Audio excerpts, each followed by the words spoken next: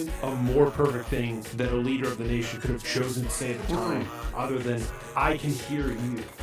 I know what just happened. We're all in this together as Americans. I can hear you.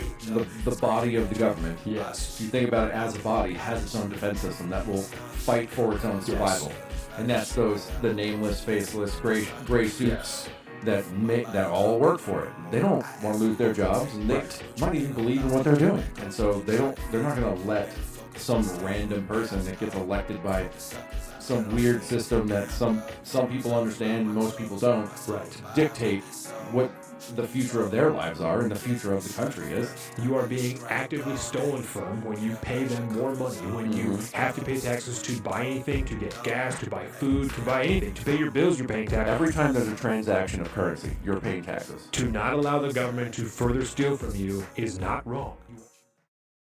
Hey, everybody. Welcome back to the Shoutout Street Podcast, the most pro-America, anti-government show you know, the show where we discuss news, government, and culture and how it pertains to you, the individual, and your natural rights to life, liberty, and the pursuit of happiness. I am, of course, that big bird-looking fellow they call Colin, and today I am not joined by my beautiful co-host, Mr. Donavan. He is out this episode because he was gracious enough to cover me last episode. And so we're just kind of doing a flip-flop thing this week. He's got stuff going on. I had stuff going on. But I'm happy to be here with you. We've got a hell of a show to do today. I am juggling a lot of different subjects and a lot of different things. It's been a wild few weeks. We'll put it that way. And we have a lot to catch up on. But, of course, before we go any further, make sure that I get the social plugs in. If you are not following us on the social medias, you should be.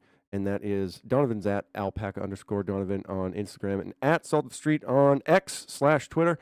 I am at Big Bird Offie on all the things. And of course, we are at patreon.com/Salt of the Streets is where on all the magic is happening these days. So be sure if you're not following us there, make sure to follow us everywhere you go. And of course, like, subscribe on this video and share it with all your friends. We're going to have a hell of a show today. Now, I do have to take an impromptu break right off the bat because I just got a call from my realtor and I need to discuss something very important with him. So I'm glad we haven't really dived into the show yet. And so we'll just go on a quick break real quick, and then I will be right back and we'll just dive into the show.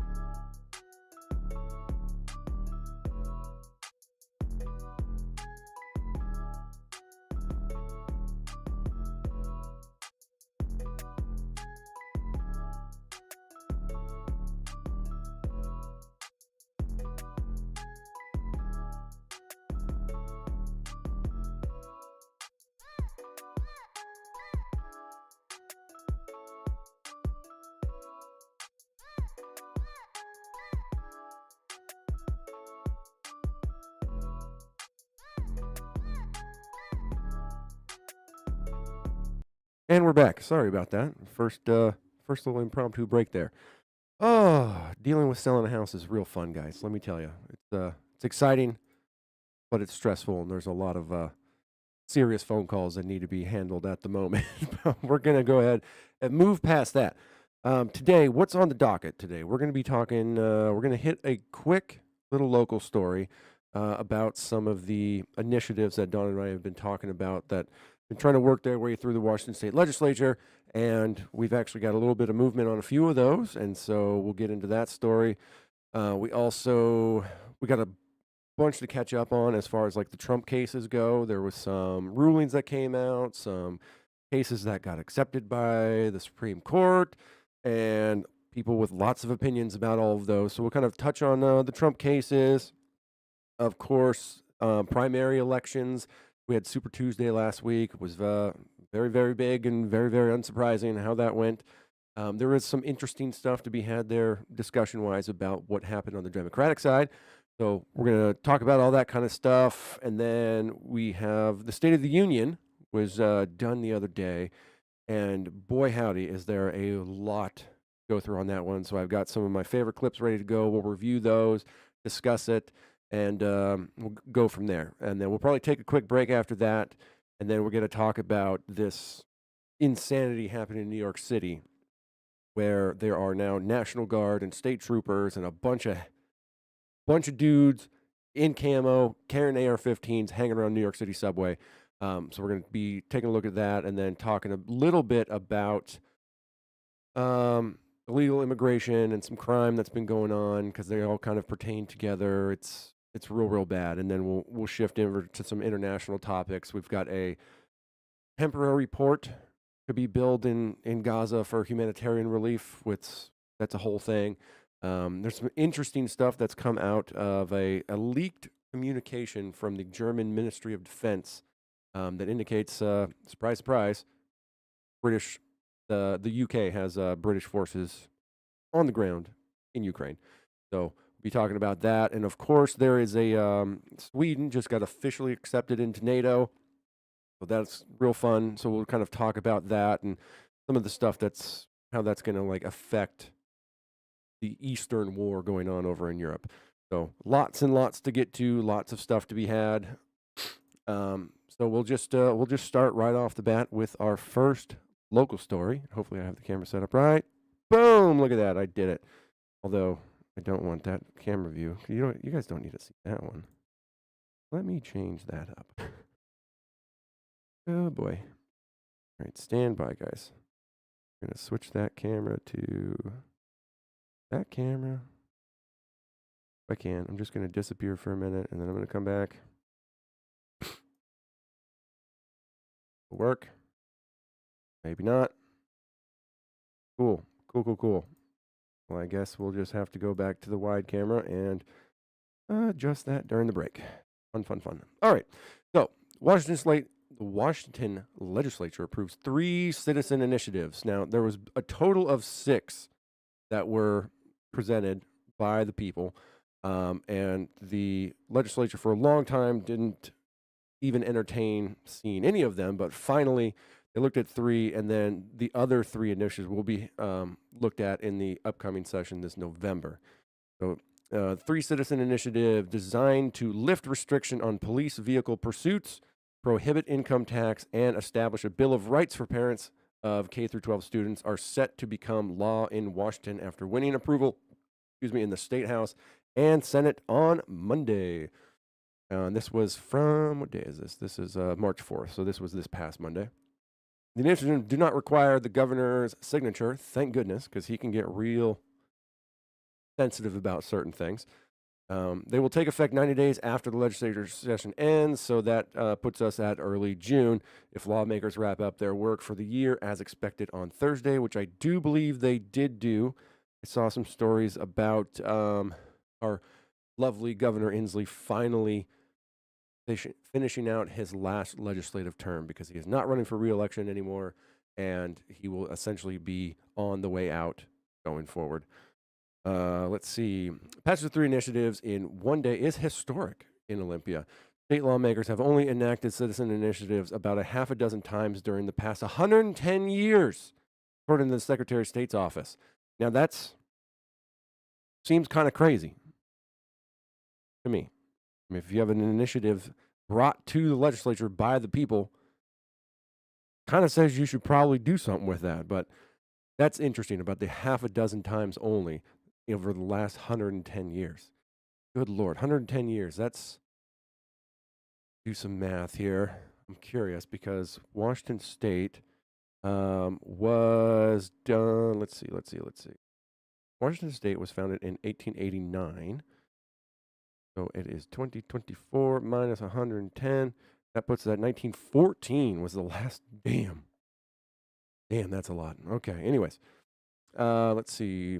The group Let's Go Washington, with financial support from investor Brian Haywood, gathered hundreds of thousands of signatures for 6 initiatives sent to the legislature this year. Democrats, who hold majorities in both the House and the Senate, of course, welcome to Washington, agreed to advance 3 of the measures to floor votes.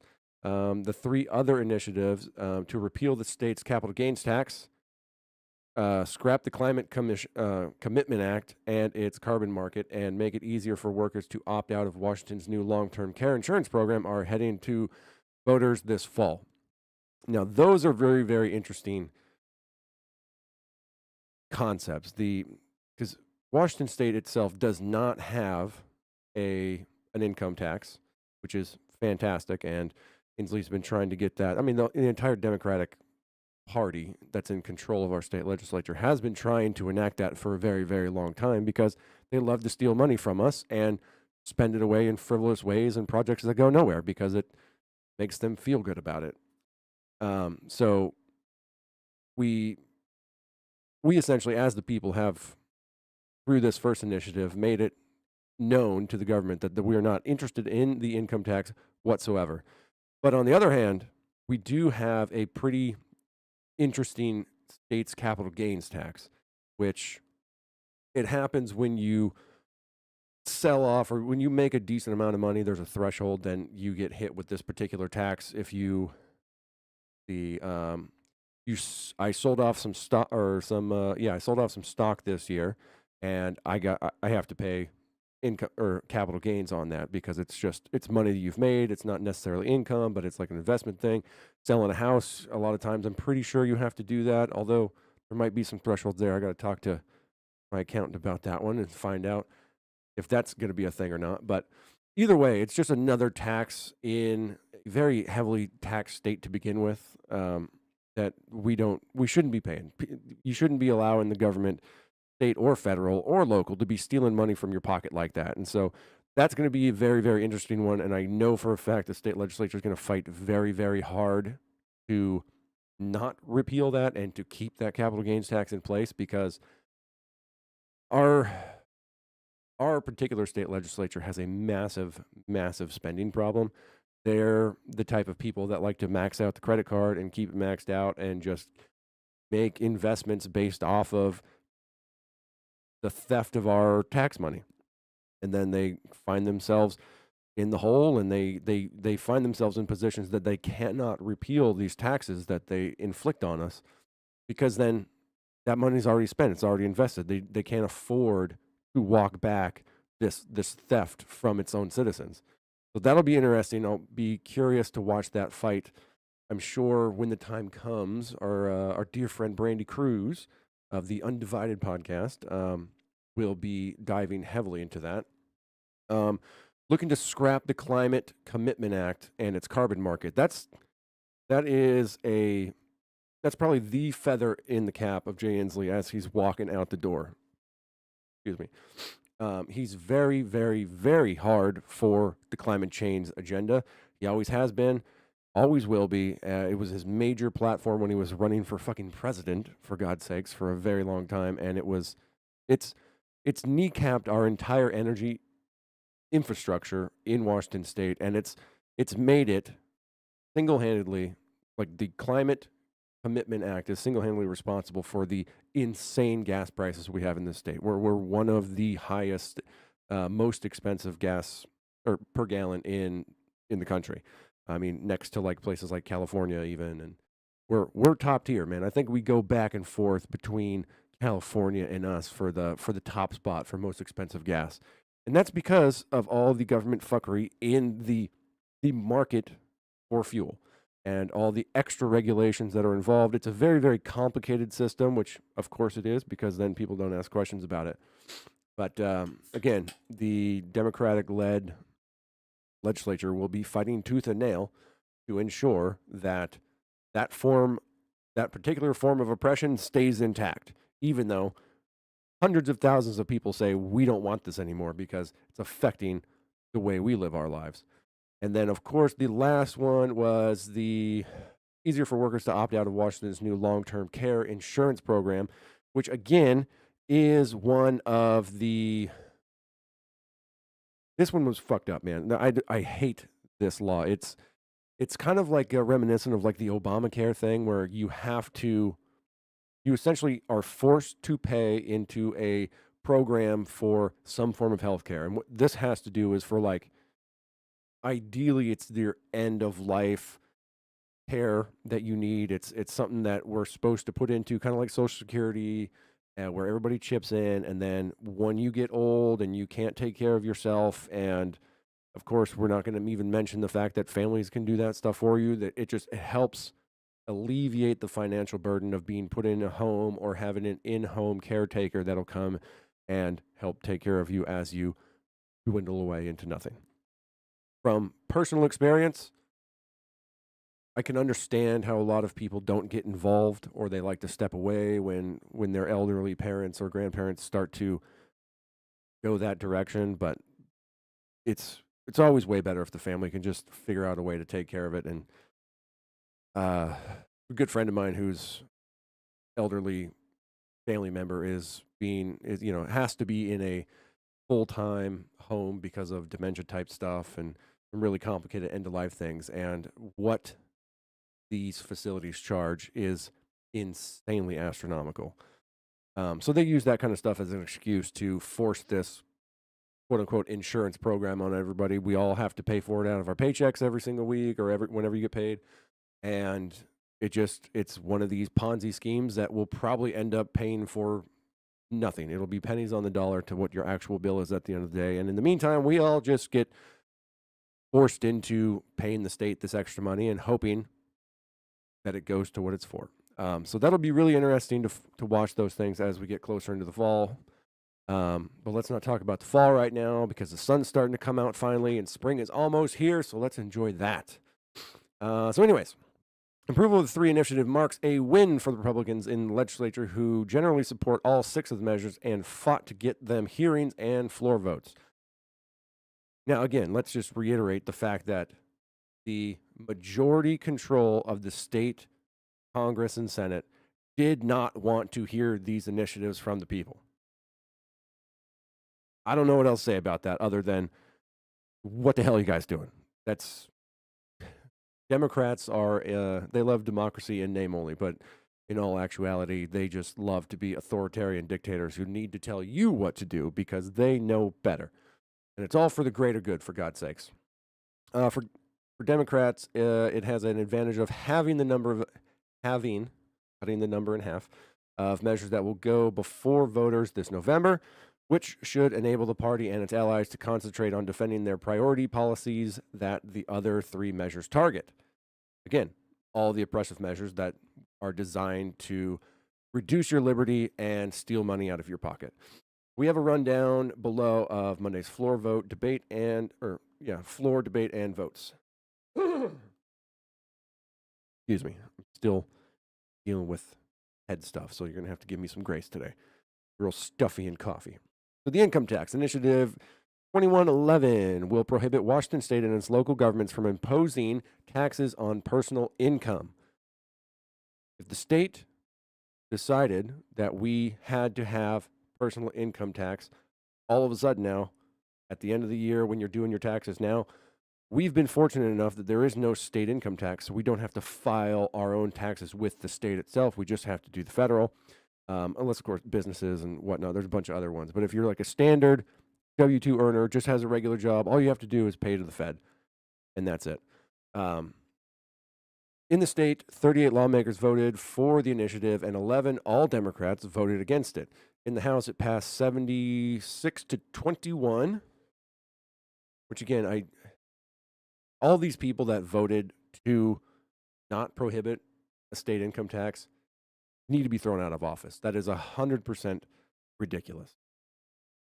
So, quote, this initiative is designed to do one thing, which is to codify in law the state's long-standing tradition of not having a tax based on personal income. Senate Ways and Means Committee Chair June Robison, Democrat of Everett, said. Shout out to that Democrat. The proposal will not change any current laws. Washington does not have an income tax, and there are no serious proposals in the legislature to impose one. The Supreme Court has long ruled that a statewide graduated income tax in Washington is unconstitutional. Fact check, true. Taxation is theft. On 10 occasions since 1934, Washington voters have shot down ballot measures that could have allowed the state to adopt personal and corporate income taxes, according to the Secretary of State. Let's see here. Donavan is busy in the chat. He says, we like to fight with Cal for the highest price at the pump. Fact check true. They want to leave the door open in case they need to steal more money in the future. Amen. Government's always trying to make sure they have some way to get into your pockets and steal your money. Supporters argue that people in Washington have long said they do not want an income tax, and the legislature should honor that and put it in state law. But this is an advantage to our state has over our neighbors and over other states, said Representative Jim Walsh, Republican of Aberdeen. Jim Walsh is pretty based. Big fan of that guy's Twitter account, X account. I got to get used to saying X. I'm not used to saying X yet. I don't like it. Bothersome. Let's see here. Where was I? Who authorized all 6 of the initiatives? So he's the one that authorized all 6 of the initiative in play this year. But opponents of the tax initiative said an income tax could be a tool to help make Washington's tax code less regressive, where the tax burden is heavier for lower earners. That's just, that's some 1984 level doublespeak, man. No. You know what would really help people who are low earners? We should tax their income, when right now we don't tax their income. I don't know how that one works, but it doesn't really make sense when you really think about it, do we? Representative Chapalo Street, that's a name, Democrat of Seattle, couldn't guess that one, said Washington needs to be working to make its tax code more balanced. We could do better, Street says. We should consider all methods of doing this, or doing so. So yeah, that's fantastic, bro. You know what would make it more balanced is by fucking taxing everybody that you're not taxing now.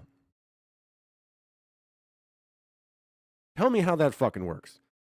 All right, the other one, Parental Rights Initiative 2081, or the, quote, Parents' Bill of Rights, would require public school materials such as textbooks, curriculum, and child medical records to be easily available for review by parents.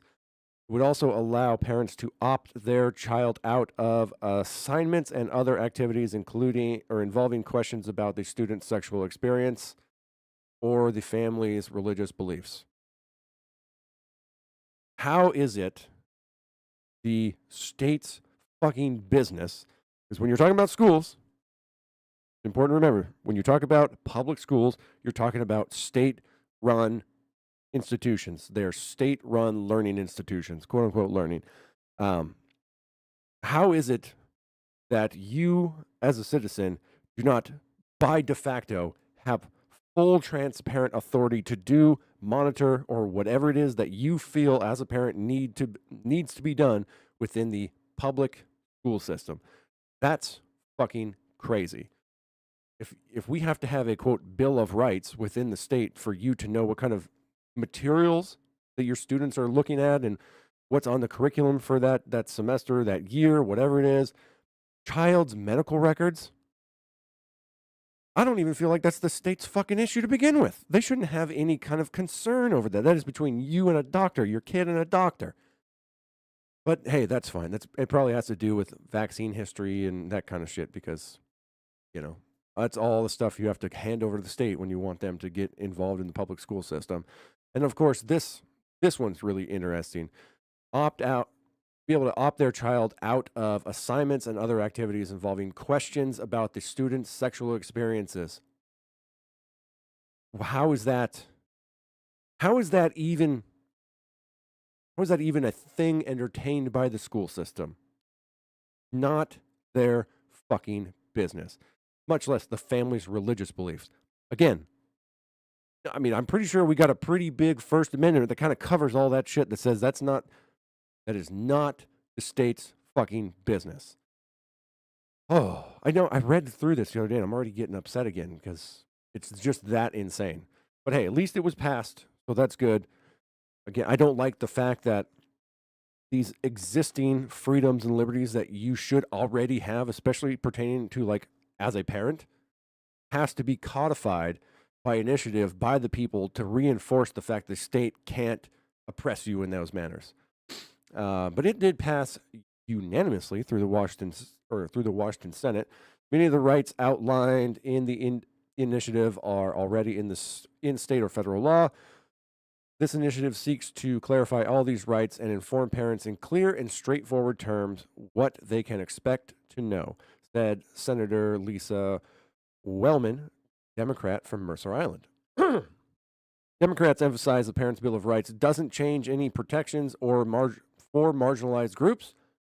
Of course, they use that one, and acknowledge that the parental rights movement often aims to ban discussion of LGBTQ plus topics and issues related to race. We've had long discussions on the show, Donavan and I, about those exact topics and how it probably should not be in the purview of the state-funded learning institutions. Seems more of like a private family matter, and you should be to school to learn. But also, hey, whatever. This is Washington. It should come with the territory. Republicans said the initiative was about ensuring the parents don't feel left out of their child's education and would help build trust between schools and parents. Quote, the initiative does not marginalize the students. It does not, what it is doing is reasserting the value of the parents, said Representative Mike Volz, Republican from Spokane. However, one Republican rep, Travis Couture, Republican from Allen, said Washingtonians, nails on a chalkboard, requested the initiative because of stories like one teacher in Olympia trying to, quote, convince a little girl that she was actually a different gender than what she wants, end quote, echoing some conservatives groups' testimony during committee hearings. I mean, we've all been watching what's been going on in schools, and, there's arguments of how widespread some of these things are. We've talked about the various social media accounts, libs of TikTok, and how they just can kind of spread all these different stories around, these different incidences.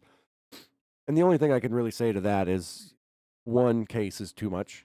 And if we feel like there is more, if it's just the entire school system is flooded with these types of situations, that may not exactly be the case. But again, if one is too many, then we're already below water at that point. Let's see here. However, we did cover that. The House passed the initiative 82-15, with only Democrats opposed.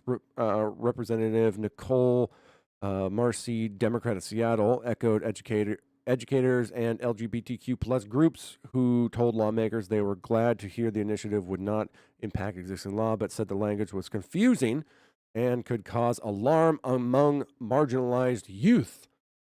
It's the youths that are the problem. I am worried about the message this sends, in particular to our LGBTQ plus youth, Mercer said. How do I want to say it? I have a serious problem with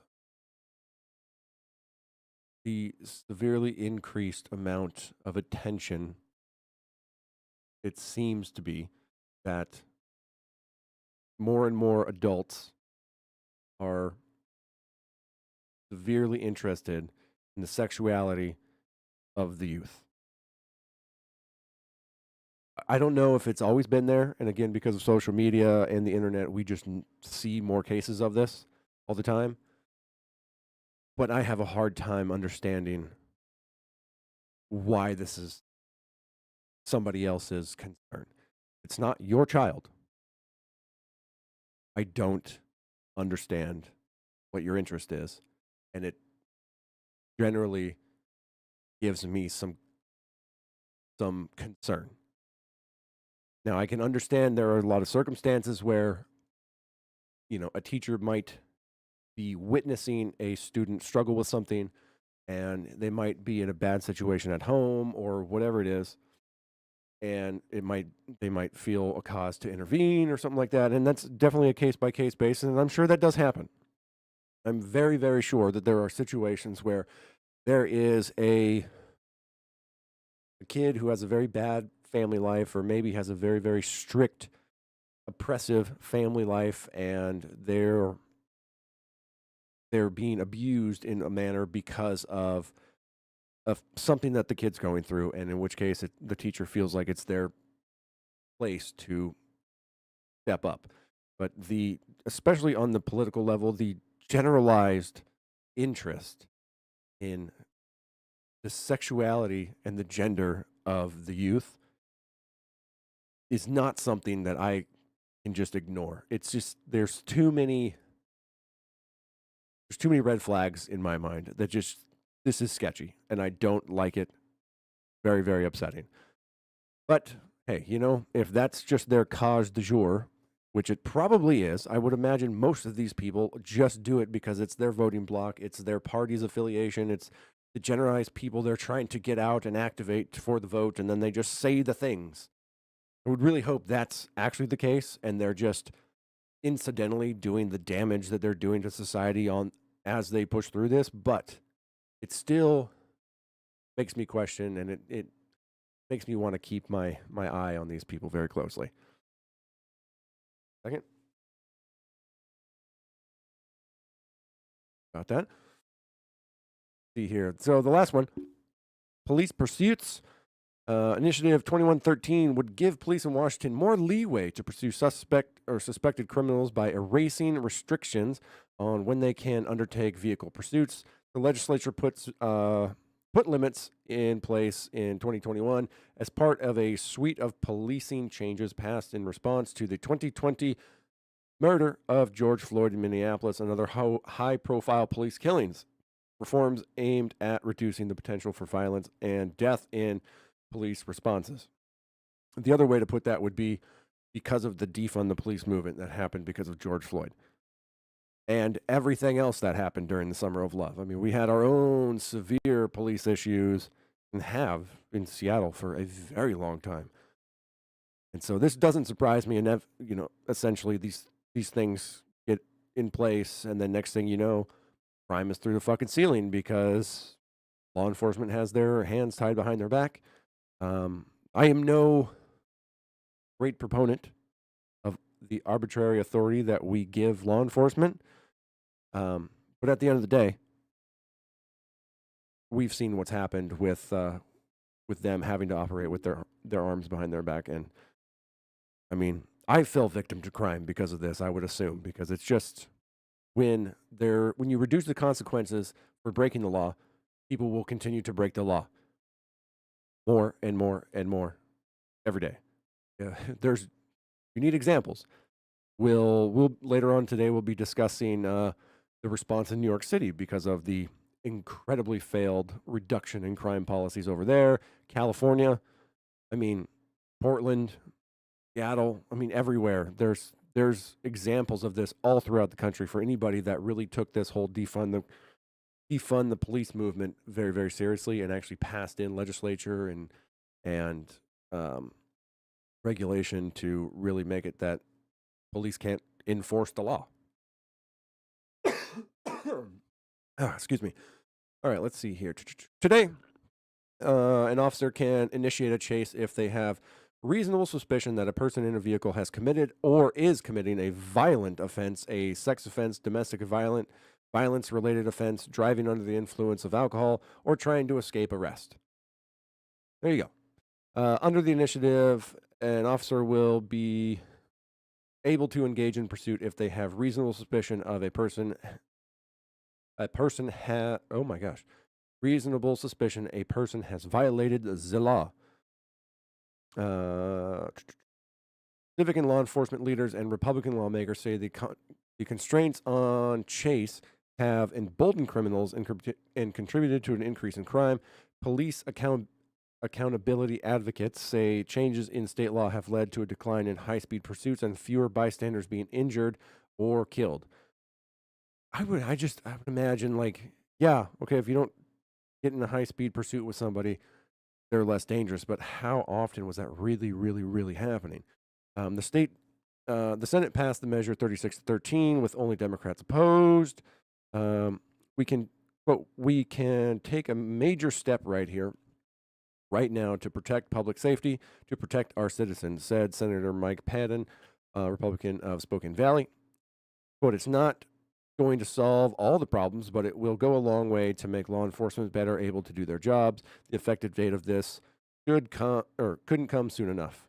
Again, we'll be looking at, 90 days from the end of the session? So early spring, late spring, early summer. Senator Patty Kuderer, Democrat from Bellevue, said relaxing the restriction will have deadly consequences. An expired tab, a broken taillight, loud music, any infraction whatsoever could allow law enforcement to engage in high-speed chase, she said. In states where those restrictions have been loosened, what we've seen is fatalities have soared. Just the logic that you have to use to get to that point. At the end of the day, if somebody's going to run, they're going to run because they have other things going on. If you have an expired registration tab or a broken taillight, and that's literally the only thing you have going on, I doubt you're going to get into a high-speed chase with the cops over it. That's insane. But in the House, floor speeches spanned an hour before the measure passed, 77 to 20. But the facts are the people of Washington State are less safe since the body passed this policy. The facts are that the body passed a policy that hurt the people of Washington State, said Republican Jacqueline Maycumber, Republican of Republic. Ooh, Republic. That's a good spot. Democrats who opposed the measure said bystanders and officers would be allowed or would be among those injured or killed, and they cited statistics, that across the country, black individuals are more likely than whites to be killed in pursuits. Quote, I don't believe this will solve the problem that it seeks to, and I believe it will do more harm than good, said Representative Daira Harvier, Democrat of Seattle, who voted against the initiative. So obviously, the Democrats are not super excited that they passed these initiatives that obviously the people did fucking want because we brought it to them to make sure that we actually get some kind of representation in our own state body, for God's sakes. But hey, that's that. That's fine. We'll be following the rest of the measures as they come as we get closer to November. Those ones are going to be much more hard-fought battles, and with majorities in both the House and the Senate on the state level, I'm not really sure how those are going to turn up. If they end up on the ballot, that would probably be a good thing because I have a feeling the vast majority of people would side with the initiatives put forward to the legislature by the people, but we will find out. So let's move on now. I really want to fix this camera. Kind of bothersome. That's all right. We can figure out some other way. See here. So let's get into some more national stories here. Let's get caught up with Donald Trump's continual legal battles and the cases that he's been going on. We did just have a ruling from the Supreme Court of the United States over his access to the ballot that Colorado had brought. There has been a resolution there. This ABC News, Colorado Secretary of State after SCOTUS Trump ruling, quote, I did not bring this lawsuit. Now, this is an interesting article because it's actually a conversation that I think she's the Secretary of State? Yeah, Secretary of State of Colorado, who was more or less behind the lawsuit, even though she'll say she wasn't, but her motivations are very, very clear on this one. And so, of course, after Monday, when SCOTUS ruled against Colorado and for Trump, she had things to say. So on Monday, the Supreme Court unanimously decided to reverse the decision by Colorado courts that would have kicked former President Donald Trump off the GOP primary ballot in that state. Now, it was a 9-0 vote, all the justices siding with the fact that you have to have Donald Trump on the ballot. It's not something that a single state can control, but we'll get more into the reasoning and the concepts behind their actual ruling as we go along here. But let's see here. The case was highly watched by election experts and legal scholars for the ramifications it would have on the election. Although she did not file the lawsuit that sparked the case, Colorado Secretary of State Jenna Griswold argued in favor of the plaintiffs of the suit before the justices and argued that the president didn't have a, quote, get out of jail free card, because that's a legal argument. Griswold spoke with ABC News' Lindsay Davis about her role in the historic case and her thoughts on the court's decision Monday. So, Jenna, thanks for having me on. First and foremost, I am glad the court issued a decision. Voters deserve to know whether Trump is a qualified candidate or not as they go into Super Tuesday. But I am disappointed with the decision. We believe that states like Colorado and states across the nation have the authority to disqualify oath-breaking insurrectionists from our ballots. The Supreme Court decided otherwise. Donald Trump is on Colorado's ballot, and votes for him in the Super Tuesday election will be counted. Did you catch that part? Did you catch the part there where, she kind of gave all the info that you really need?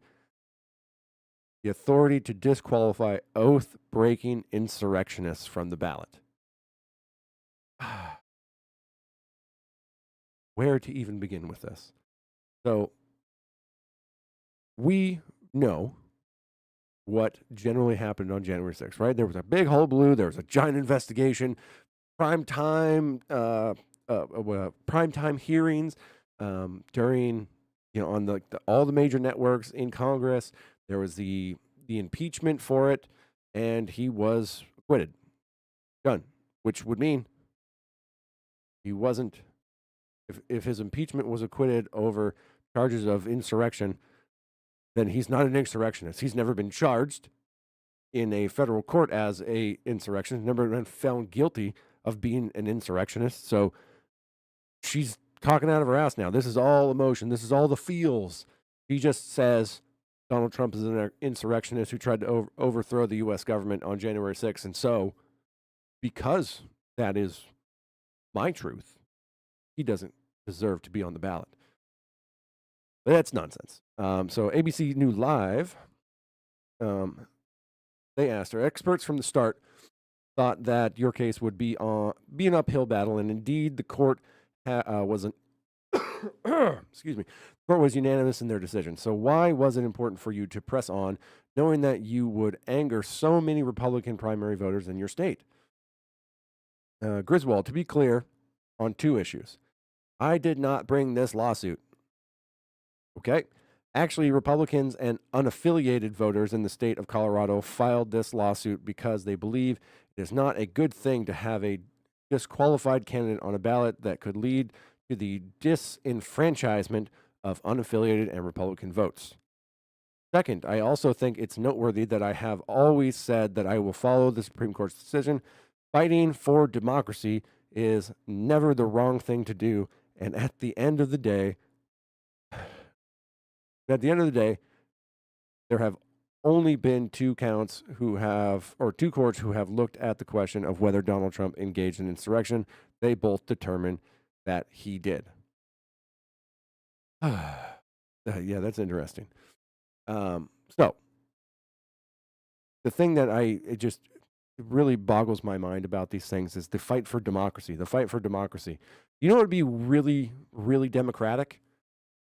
Is if you just left him on the ballot and people can decide whether or not they want to vote for him or not. I mean, it's a primary, for God's sakes. He's not the only Republican on the ballot. There's options. People can not choose to elect him. It's like a whole thing. That's like the democratic process at play.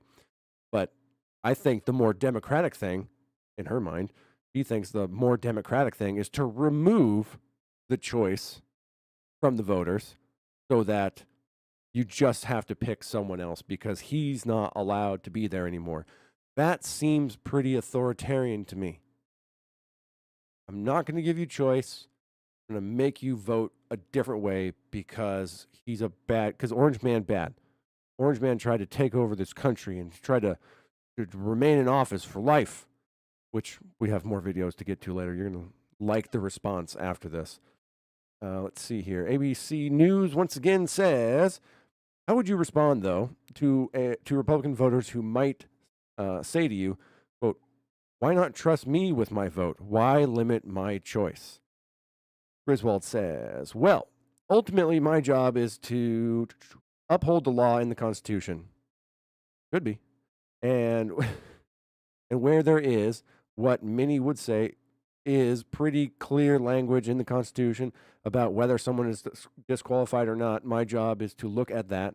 But again, I actually did not take any action in removing Trump from the ballot. A lawsuit was filed.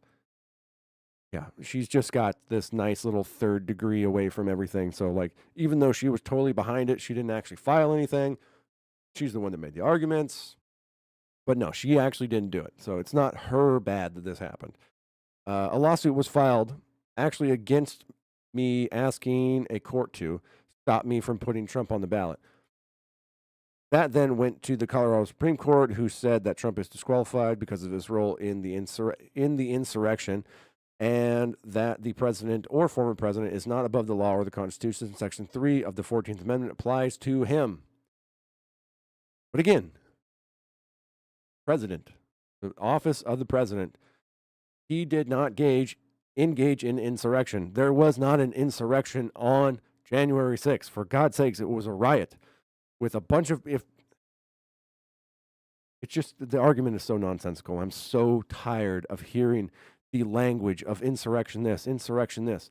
If you really thought it was that important, why did you wait almost 4 years to file this? Question, why? Why are all these court battles going on right now when they started maybe a year ago at best? Why didn't you start them right after he wasn't president anymore? Kind of indicates that this might be a little bit more than just your standard run-of-the-mill legal process that's going on here. It might be something political to ensure that the man is so bogged down in court battles and you're just going to shoot everything you have at him at the last minute so that he can't campaign, or maybe you're lucky and you're able to get one arrow through the armor and it can take him out right as the election's happening to make your dead guy who's running look like he's more alive and maybe he's the only choice at the time. Either way, it's not suspicious at all, is it? We carry on with the interview. I think the Colorado Supreme Court got it right. Ultimately, I will follow the United States Supreme Court's decision. I do think that there is a dangerous concern from its decision.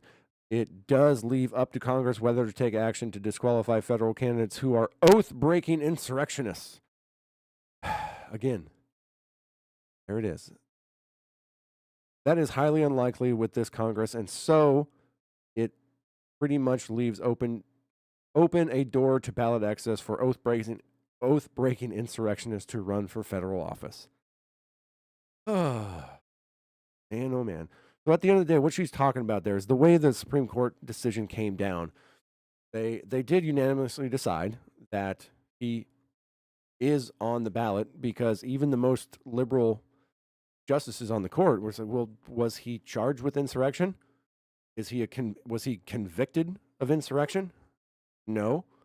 Well, then I don't understand what your argument is here. You can call him an insurrectionist as much as you want. You can believe whatever he did that day was an act of insurrection, even though, even considering everything we know about January 6th and the timeline and how it all went down, all that. You can believe whatever it is you want. But at the end of the day, this is, as you would so put it, Miss Secretary of State of Colorado, Jenna Griswold, this is indeed a democratic republic where we do believe in the rule of law, and we don't assume somebody's guilt because we think they did something wrong. If they did not go to court, get tried and convicted of a crime, they're innocent of that crime. That's how that works in this country. As much as you would like it to not be, you fucking autocrat, that's the way it is. Thank goodness we still have some modicum of justice right now, because otherwise he would have been thrown in jail a long time ago. Game over. Whoever's in charge just gets to say you did bad And we believe you did bad. It doesn't matter what the court says, so you go to jail now. Done. All right, the interview continues. And we just have a few seconds remaining, but I know... Sorry about that. But I know you said that you always said all along that you would go along with the outcome of the Supreme Court. I'm just curious, do you have confidence in the U.S. Supreme Court? You know, some people that don't. Griswold says, my beliefs about the United States Supreme Court does not affect my decision to follow their decision. In the United States, when we have legal or constitutional controversies that get adjudicated, they work their way through a trial system. Again, I would say I am disappointed in the Supreme Court's decision. We expressed our view at the Supreme Court, and ultimately Trump is a qualified candidate. He is on the ballot, and votes for him will be counted. End of interview. If that's rough business, man. Well, obviously, she's really butthurt that Trump actually gets to be on the ballot in her state of Colorado. Because the Supreme Court said that you can't just unanimously call somebody an insurrectionist. What would have to happen is the Congress of the United States would have to pass a bill that says you are an insurrection if this, that, or the other thing. It has to be handled in Congress, which makes sense to me because, I mean, that's also why we have the process of impeachment, so that you can determine whether or not a president did something so egregious that it would essentially be classified as illegal, and then he gets thrown out of office, and then once he's out of office, then you can try him as a civilian for those crimes that he committed, because he was guilty of those crimes, as the government itself found. But, of course, some people are pretty upset about this, including good old Representative Jamie Raskin, who reacted to the Supreme Court's decision with this. The court didn't exactly disagree with That's too quiet. Volume's down. They just said that they're not the ones to figure it out. It's not going to be a matter for judicial resolution under Section 3 of the 14th Amendment, but it's up to Congress to enforce it. I did agree with that interpretation just because the other parts of the 14th Amendment are self-executing. People can go to court and say that something violates equal protection, even if there's not a federal statute that allows them to do that. But in any event, the Supreme Court punted and said it's up to Congress to act. And so I am working with a number of my colleagues, including Debbie Wasserman Schultz and Eric Swalwell, to... Those are some big names right there. Debbie Wasserman Schultz, formerly head of the DNC, who was had to leave in disgrace after a bunch of controversy. And, of course, Mr. Eric Swalwell, who is most famously known for partying live on TV and, that's right, having a Chinese spy as a girlfriend. Revive legislation that we had to set up a process by which we could determine that someone who committed insurrection is disqualified by Section 2 of the 14th Amendment. And the House of Representatives already impeached Donald Trump for participating in insurrection by inciting it. So the House does not actually impeach somebody. They determine whether or not impeachment is justified, and then it goes to the Senate, Mr. Jamie Raskin, where you fucking know this because you're just officially lying to everybody on live TV. Brought to you by, I think this video is from Forbes technically, but the video is from CNN, a CNN interview he did. But he knows he's lying to you. He knows the process of how this whole thing works, but he wants to make sure that he just says the one thing. The House said Trump's an insurrectionist. Well, yeah, the democratically controlled House at the time said, yeah, we believe there's enough evidence for there to be a trial in the Senate for this. It went to trial in the Senate, which is what impeachment is. It is a political trial. And he was acquitted of those charges. Ridiculous.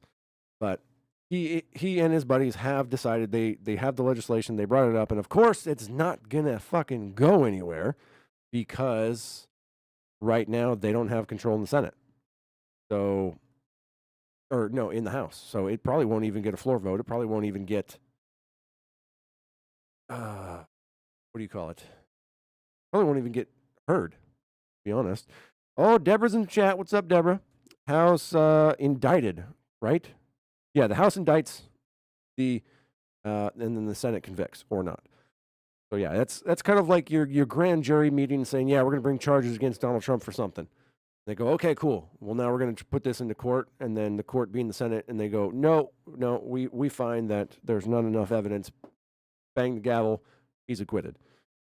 Unfortunately, the process of impeachment isn't exactly a clean, neutral territory for justice to be had, because it usually just depends on the numbers of how many Republicans are there versus how many Democrats are there, and then everybody just votes party lines because they want their guy to still be in charge, regardless of what they did. They're all fucking criminals anyways, let's be realistic. So it is what it is, but the fact that 4 years later, man, we're still having the same tired, to use a term from the corporate press, debunked narrative that Donald Trump is an insurrectionist who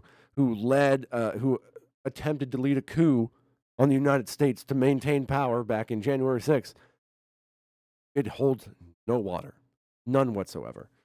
But of course, that is the most current.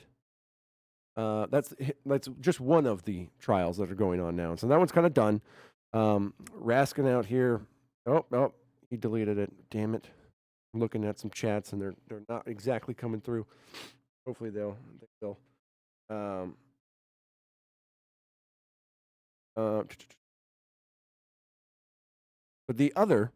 one of the other court cases going up now has to do with, it's kind of a twofer one. The main one is the presidential immunity case, and that was agreed to be heard by the Supreme Court the end of April. It's going to be their last day of oral arguments in this particular session. April 25th, I believe, is the date.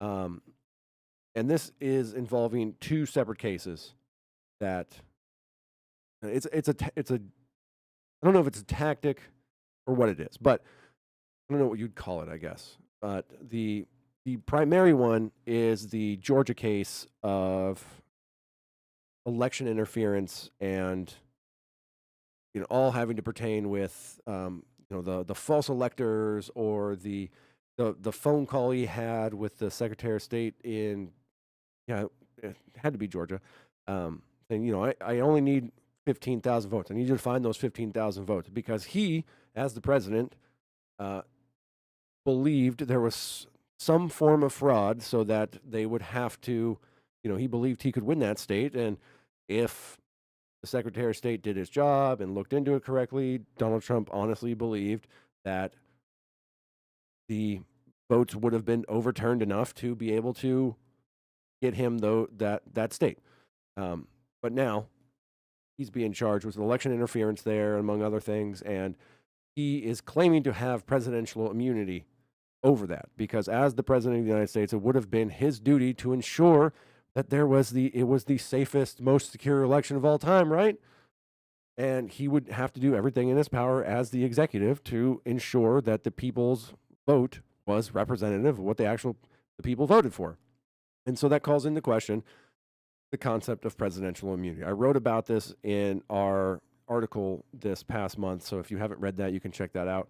It's a very interesting argument. And honestly, the way this is going to go is they're going to go to the Supreme Court. They're going to make their cases at the end of April, and we will see the outcome of that. Depending on how the Supreme Court rules, how they decide to rule, and what kind of opinion they give out at the very end, it could have some very, very substantial consequences for the entire framework of our constitutional republic. Depending on how they rule, it could literally shatter the entire foundation of the executive branch. Be very, very interesting. I'm kind of here for it. We'll see what will happen, but it has some very broad implications. If the president, while acting in his official role as president, is not allowed, if he is subject to criminal trial, criminal investigation, I don't think that's the right word. Criminal indictment maybe might be the better word for it. While he's carrying out his official duties, it essentially destroys the entire power of the executive chair. The presidents commit crimes all the time as president through their official duties. And there are, I mean, not to mention like war crimes being a perfect example of them. I mean, ordering drone strikes on people across the world. That seems pretty bad, right? The adage, the old like saying, like Donald Trump, I think once said, I think it was during his original campaign, like I could walk down Fifth Avenue and shoot somebody and I would never be arrested because that's the way the president goes. And as kind of tongue in cheek as that does sound, that is kind of how presidential immunity works. If you commit a crime as president, you still get indicted and you can still get convicted. There's just not necessarily criminal charges there at first. And that's the process of impeachment, like we just went over. If Donald Trump murdered somebody in the street, guess what? He's still president, man. He's not going to go to jail. He can't go to jail. You have to have the chain of the chain of power the chain of command has to be maintained. What would happen in that case is we know he's guilty. He did it. We all saw it live on television. It's an open and shut case. The next day or that day, whatever, emergency session of Congress gets called. The House immediately writes up articles of impeachment saying, yeah, murder one. The dude, throw the book at him. And it goes over to the Senate. The Senate meets and they say, yeah, he's guilty as fuck. We find him guilty. He's officially impeached. So now the government has found him guilty of this crime that he committed, threw him out of office, and now he's free to be charged as a civilian for that crime. It's not a double jeopardy thing because there's no criminal indictment that comes from the impeachment process. That's just saying, yes, you did this, and now you can't hold office anymore. Goodbye. And then the standard justice system goes after you, and he gets thrown in jail. That's the way the president, the seat of power has to be protected that way. Otherwise, you can just have any president whatsoever just have criminal charges brought up for them for anything, everything. I mean, people make shit up. Half the stuff that we've been dealing with over these Trump trials seems to be made up nonsense that gets thrown out of court. Out of all the lawsuits going on, how many are actually going to have any kind of effect? Maybe one. That would be the Jack Smith case. The Jack Smith case is the documents case. Now, the special prosecutor, Jack Smith, is pretty upset that along with the presidential immunity appeal, if you will, or argument that's going to the Supreme Court for the Georgia case of election interference, Trump is also citing this as something that will go against his document case as well. It applies to his documents case.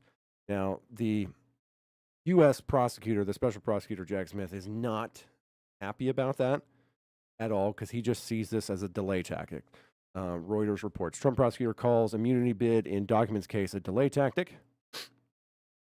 The March 7th, U.S. prosecutors on Thursday accused Donald Trump of bringing a, quote, frivolous claim of presidential immunity in a criminal case, accusing him of mishandling classified documents after leaving the White House.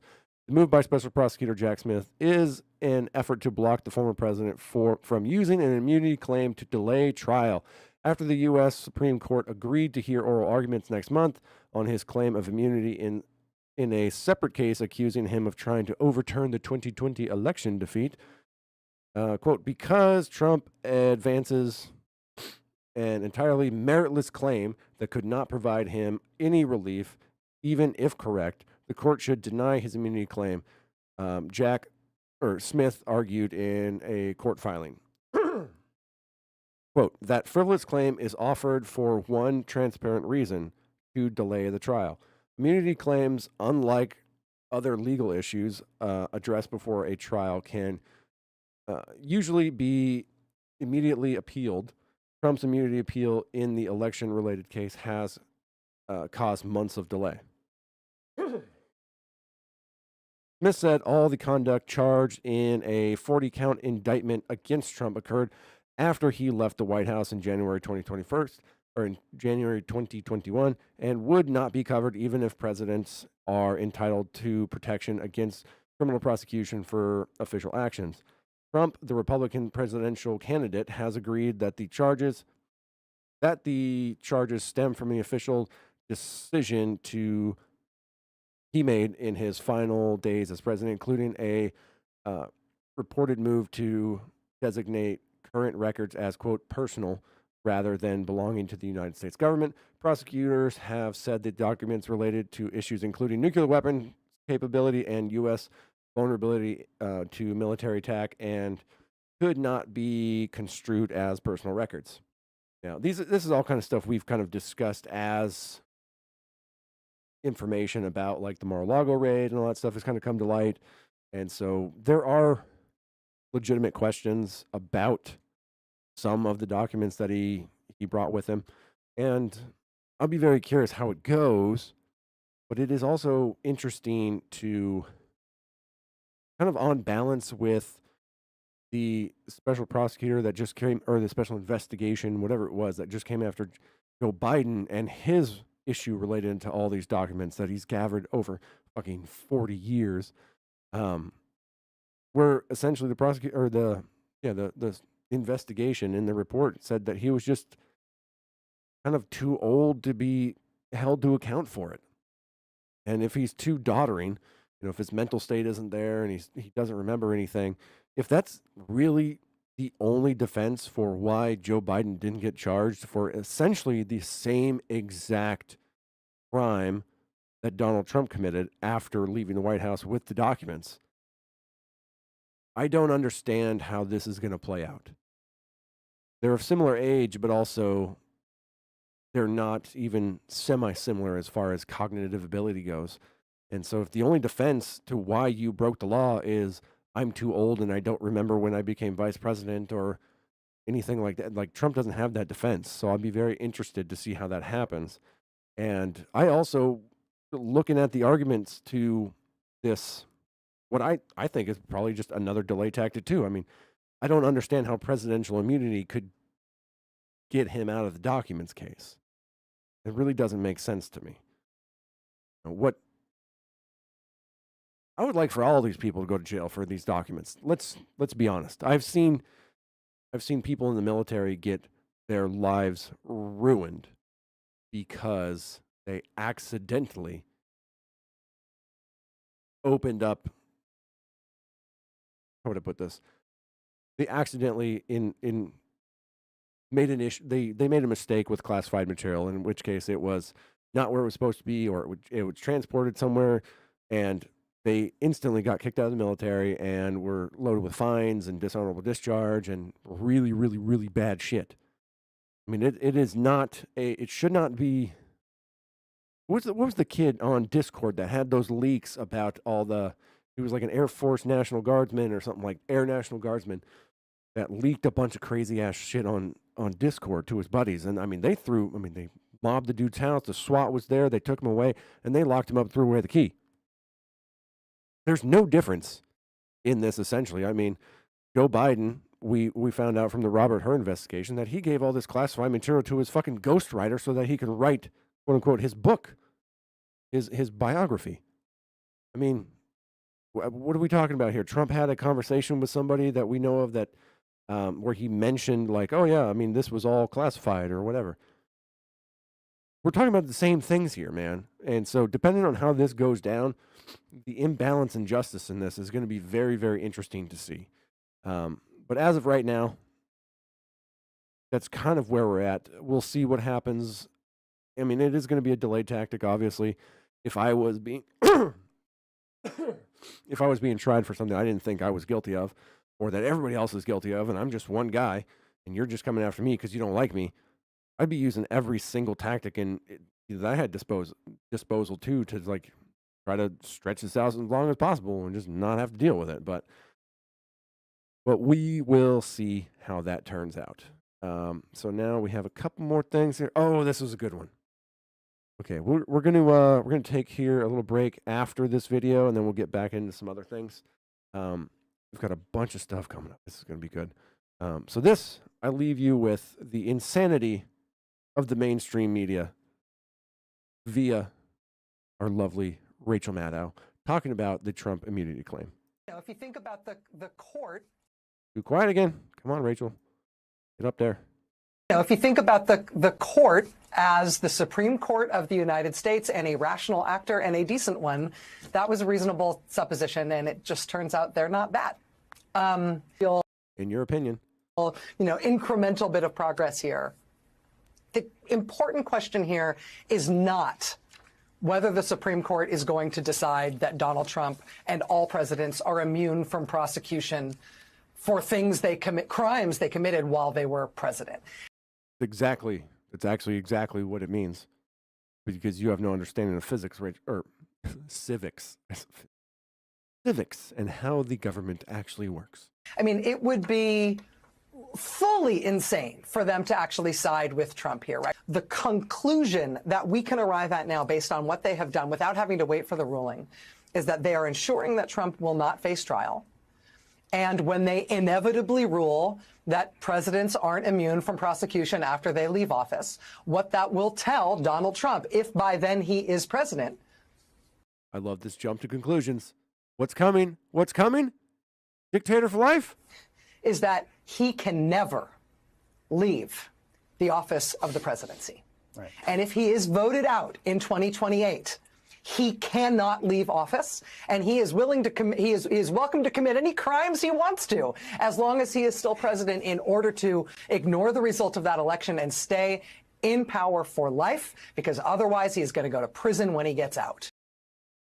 Oh, the just insane world that you occupy, Rachel Maddow. I can't even, she can't honestly believe that, right? She can't. That's not real. That has to just be her playing her role in this little, I don't know. It's very upsetting. It's very, very upsetting to me that somebody could actually have such a grave misunderstanding of the possibilities of how our entire civic system works, the justice system and how that works, and just going to make assumptions that this guy is he's going to serve 4 years, and in 2028, if he's not dead, because he's also not exactly super healthy, and he's pretty old. I mean, he could have a heart attack any fucking day. He could dip out. That he's going to be president for life, because otherwise he'll go to jail. Because that makes sense. Let's see here. Oh, I haven't been paying attention to the chat. Raskin out here initially abusing the lack of civic knowledge he knows people have. Amen. And that's what Rachel Maddow is doing. If she does believe it, it's an interesting look into how she would operate and view things if she was in the seat. Yeah. And that's the kind of the most disturbing thing is, like, she's not an unpopular person as far as, like, the corporate press goes. Like, people listen to her and trust what she has to say.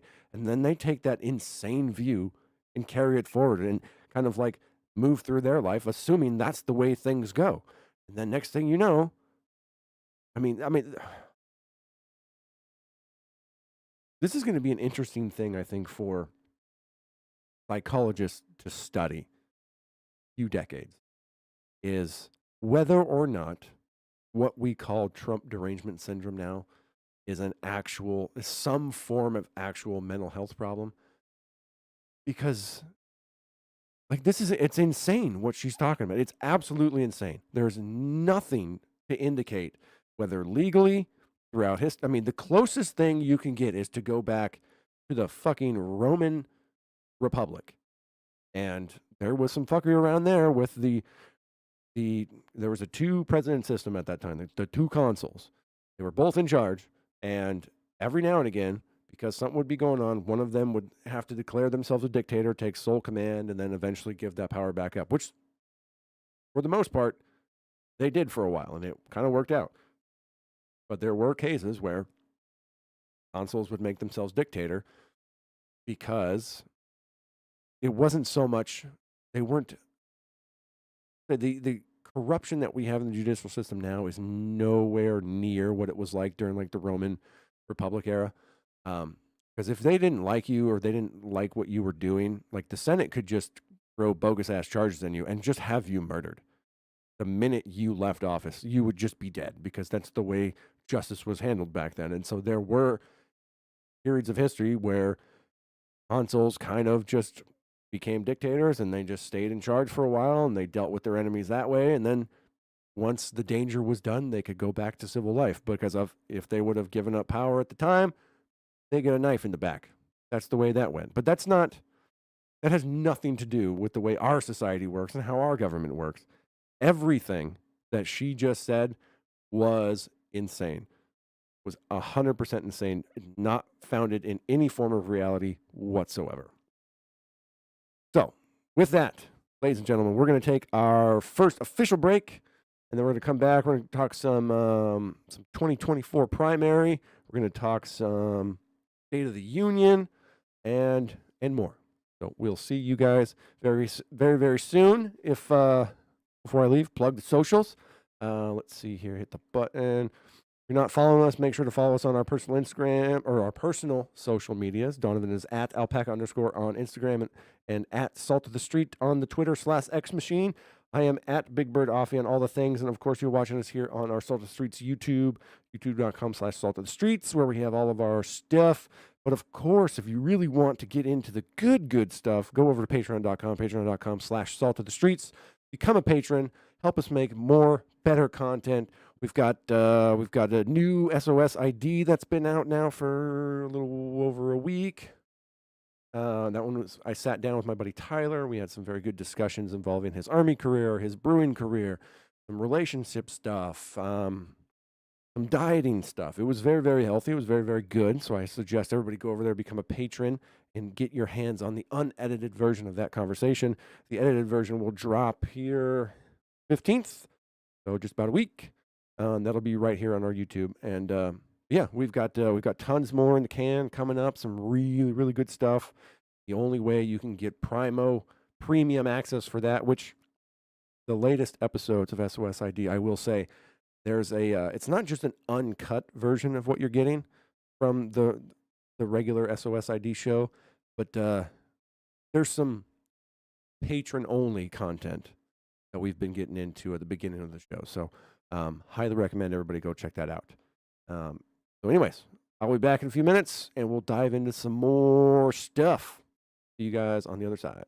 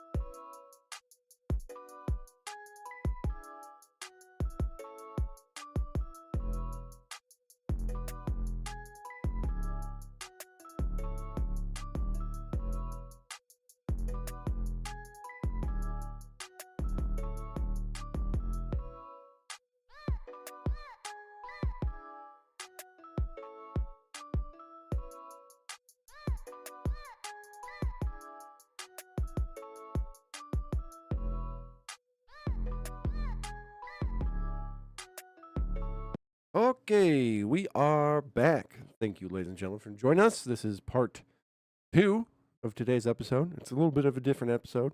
Big Bert's flying solo today, so we're just kind of making the thing happen, doing the deal. We just finished up talking about a bunch of Trump-related his trials and all that good stuff in the previous part. So if you missed that, go back out and check it. But what am I doing? What am I doing? Social plugs. Let's do this. And I've been forgetting. I've been remiss. We'll hit the plugs. You can follow us on our personal social medias. Donavan is at alpaca_Donavan on Instagram and at Salt of the Street on the Twitter /X Machine. I am at Big Bird Offie and all those things. And you're watching us here on our YouTube, our Salt of the Streets, youtube.com/Salt of the Streets.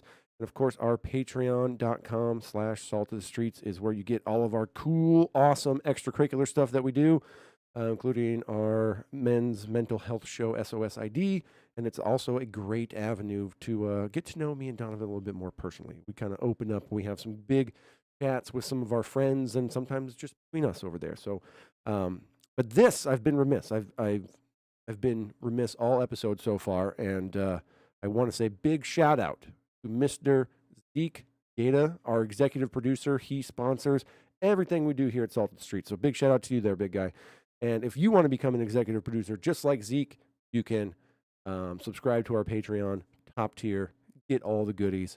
You'd be the man, the myth, the legend, and even more. So let's jump into the next story.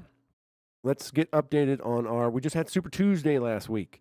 And so we're going to take a look at the results so far. It is no surprise, I think, to anybody, that the two candidates that we thought we were going to get, we are getting. To this point, Donald Trump appears to be the runaway nominee for the GOP with collectively over 1,000 delegates to his name. Nikki Haley was able to swing a miracle out of the beautiful, beautiful state of, well, it's not really a state, but Washington, D.C. She won that state and also Vermont, I believe. Yeah, she did win Vermont and got 9 delegates from there. But it's been an interesting process because Nikki Haley, she's been sticking around for so long. It's been very, very interesting in states with open primaries. And I believe we talked about this in a previous episode, like when the New Hampshire primaries were going down. If there's an open primary, we're getting videos of interviews of people that are going to vote for Nikki Haley in the Republican primary from Democrats, from Democratic voters who intend to vote for Joe Biden, but they dislike Donald Trump just enough, so they're going to try to go act like a Republican voter and in hopes of giving Nikki Haley votes. It's been a very, very interesting thing to watch. As of right now, I mean, technically, I guess Donald Trump needs 1,215 delegates to win the nomination, but that'll all be decided at the actual Republican National Convention, whenever they do that. And same with the Democratic Party. Joe Biden running away with it. And, oh, Penny, are you missing Daddy today, sweetheart? The show dog's getting a little upset. Hopefully you guys don't hear her in the background. We might let her out in a minute. But yeah, incumbent Mr. Joe Biden, the thriving picture of health that he is running away with it. And that should be no surprise to anybody. He's the incumbent president, and he's the only person they've allowed essentially to run the race. So he's just kind of doing the thing.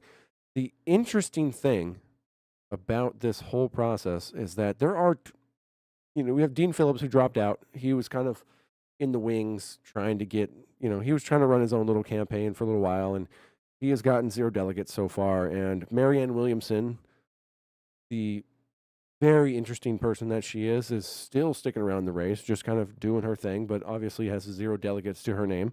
But there's other candidates that they mark out here as having 23 delegates. And who are these other delegates here? Well, it's a very interesting thing because obviously,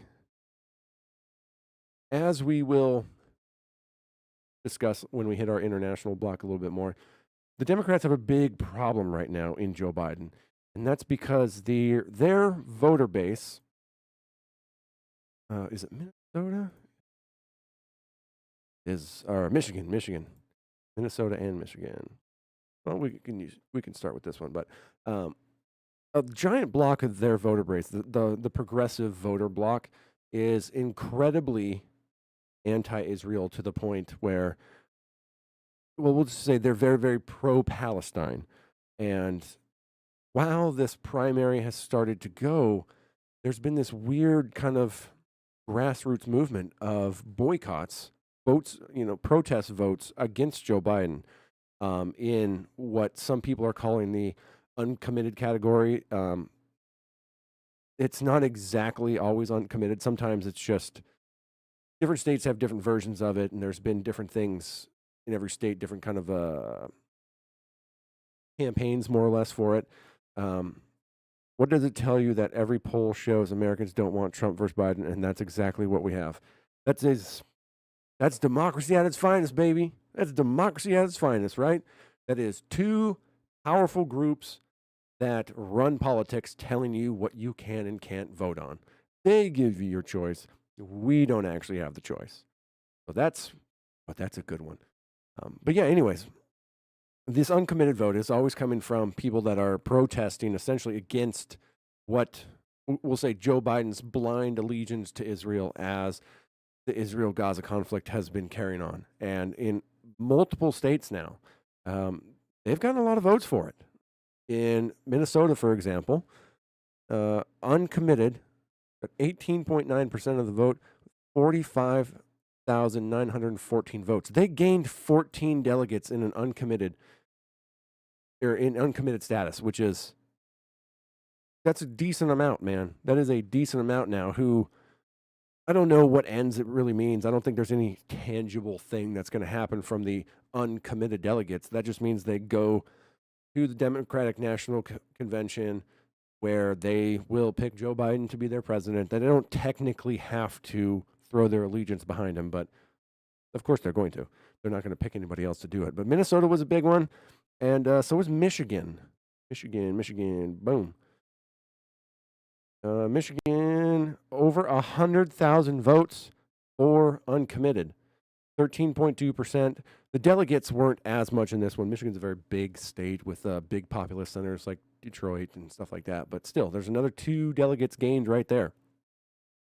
So it's funny that Joe Biden's biggest opponent in his primary election is himself and his track record. It's a very interesting thing. So either way, that's the way it goes. We all know that we've been knowing this was going to happen since Donald Trump announced, and since Joe Biden decided he's going to try to stick around as long as possible. So we will see.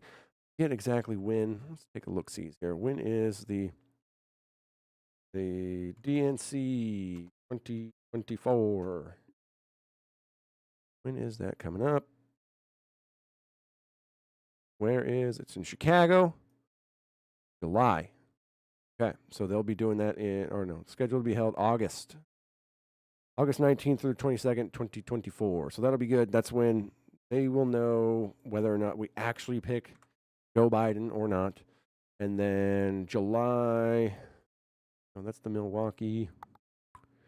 Scheduled to be held in July 2024 for the Republicans. That's when we'll actually definitely find out who the exact candidates are. I don't think it's any surprise that it's going to be Donald Trump. I'm still kind of holding out a little bit that something's going to happen with Joe Biden, because they can't be running that dude. He's crazy. He's a crazy person. Just how crazy is Joe Biden? Time for some State of the Union talk, because that was wild. That was one of the most wild State of the Unions I've ever seen. It was like all the best of Joe Biden. It was all the slurs, all the stutters, just the lost in train of thought. When he'd get off script, it went real bad for him. A lot of boos, a lot of cheers, all the things. He was yelling, he was whispering, and did all the things. I was watching it via Timcast IRL, and they actually kept track. They tried to keep track of how many times Joe Biden kind of slurred his words. and it was probably an undercount at the time, but they ended up calling it around 113 times in a speech that was not that long. I think it was under 45 minutes, if I recall correctly. But what we're gonna do is we're gonna take. I've got a few clips here of some of my more favorite moments, and so we're gonna view those. If you haven't seen it, this is a good way to kind of get some highlights, and we'll discuss why I liked him. First one up. History is watching, just like history watched 3 years ago on January 6th. Of course, January 6th was going to be mentioned. It had to be mentioned. I mean, the State of the Union happens every year, right? So we got to keep talking about what happened 3 years ago. When insurrectionists stormed this very Capitol and placed a dagger to the throat of American democracy. Many of you are here on that darkest of days. Darkest of days. We all saw with our own eyes the insurrectionists were not patriots. They'd come to stop the peaceful transfer of power, to overturn the will of the people. There's already been 2 flubs, if you haven't guessed. If you haven't noticed that yet. It was like this the entire time. It was more than 1 a minute, I'm pretty sure. January 6th lies about the 2020 election and the plots to steal the election posed a gravest threat to U.S. democracy since the Civil War. That was not pronounced properly in any fashion. I think we were past tense, we were present tense, and we're back to past tense again. I'm not really sure. But it's definitely, like Donavan says in the chat, every day it's January 6th now. That's the way it goes. If you're not bringing it up every single day and talking about how the insurrectionists tried to stop the overturning of the power, then you're doing wrong. But they failed. America stood. America stood. So there's one down. The one I liked about, he repeated the line, history is watching, multiple times. And I don't know, I'm trying to think, I don't know if I've ever actually heard the term history is watching. It seems to me like that's another top of mind thing. Like it's close enough to something that everybody says, but I don't think that's the right way people have been saying it. Like, history is watching. I'm like, I don't know if that's right, man. Like, you can kind of get it, I guess, but history's not watching shit, dude. History is history. It's just happening. We're making history. Maybe that's, I don't know. Like, I can't get to this one. I think this is another fucking top of mind, and everybody's going to start saying history's fucking watching. History's watching. I think that's ridiculous, but I firmly believe the DNC is using Biden to scoop up the delegates and swap them to someone else at the convention. I 100% agree with you, good sir. I 100% agree with you. Who will it be, though? Gavin Newsom. Oh, I saw a really great, a really, really good video of Michelle Obama as, what's his name? The guy from Idiocracy, the president in Idiocracy. Can't remember his name, but he has this campaign speech that he does, and it's phenomenal. Oh, we're gonna pull it up. Just screw it. We're just gonna pull it up. We're gonna get intermittent grab bag today. It was like President Camacho, and I think it was Camacho, and he was doing a Brondo ad. So let's just have a little fun before we get more into the State of the Union. Yeah. Okay. Shut your butt. Listen, this will literally save your life. So if you 45 or 455 like me, get your ass checked. Oh, he is. Pitch to COVIDians. There it is. President candidate Michelle Obama. This is killing way too many of my constituents, especially black men. And I need you all alive to vote 2024. I'll see you in November. Dude, AI is getting too much. You shouldn't be doing that. You should not be doing that. It's too funny. Oh my God. Okay, so let's do get some more Biden action here, huh? This will be a good one. My predecessor. Let's pull it up. And what else you got for us there, Mr. State of the Union? My predecessor and some of you here seek to bury the truth about January 6th. I will not do that.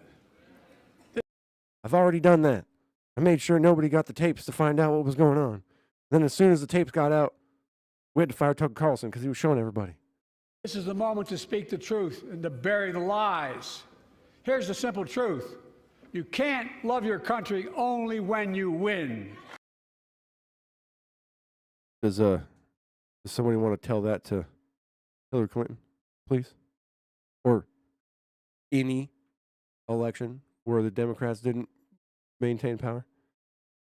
I'm pretty sure you remember, like, Russia stole the last election? Do you remember that one when Donald Trump won? Remember how that worked out? Interesting how that works out, doesn't it? Thought that was a nice little line from Mr. Joe Biden there. Really saying the quiet part out loud. Next video. Some of these, you got to forgive the quality. Some of them are like, obviously recordings people did of their TV or computer. Following. This one, we got to turn the audio way up. This one's a little too quiet. All right, what do you got, Mr. Biden?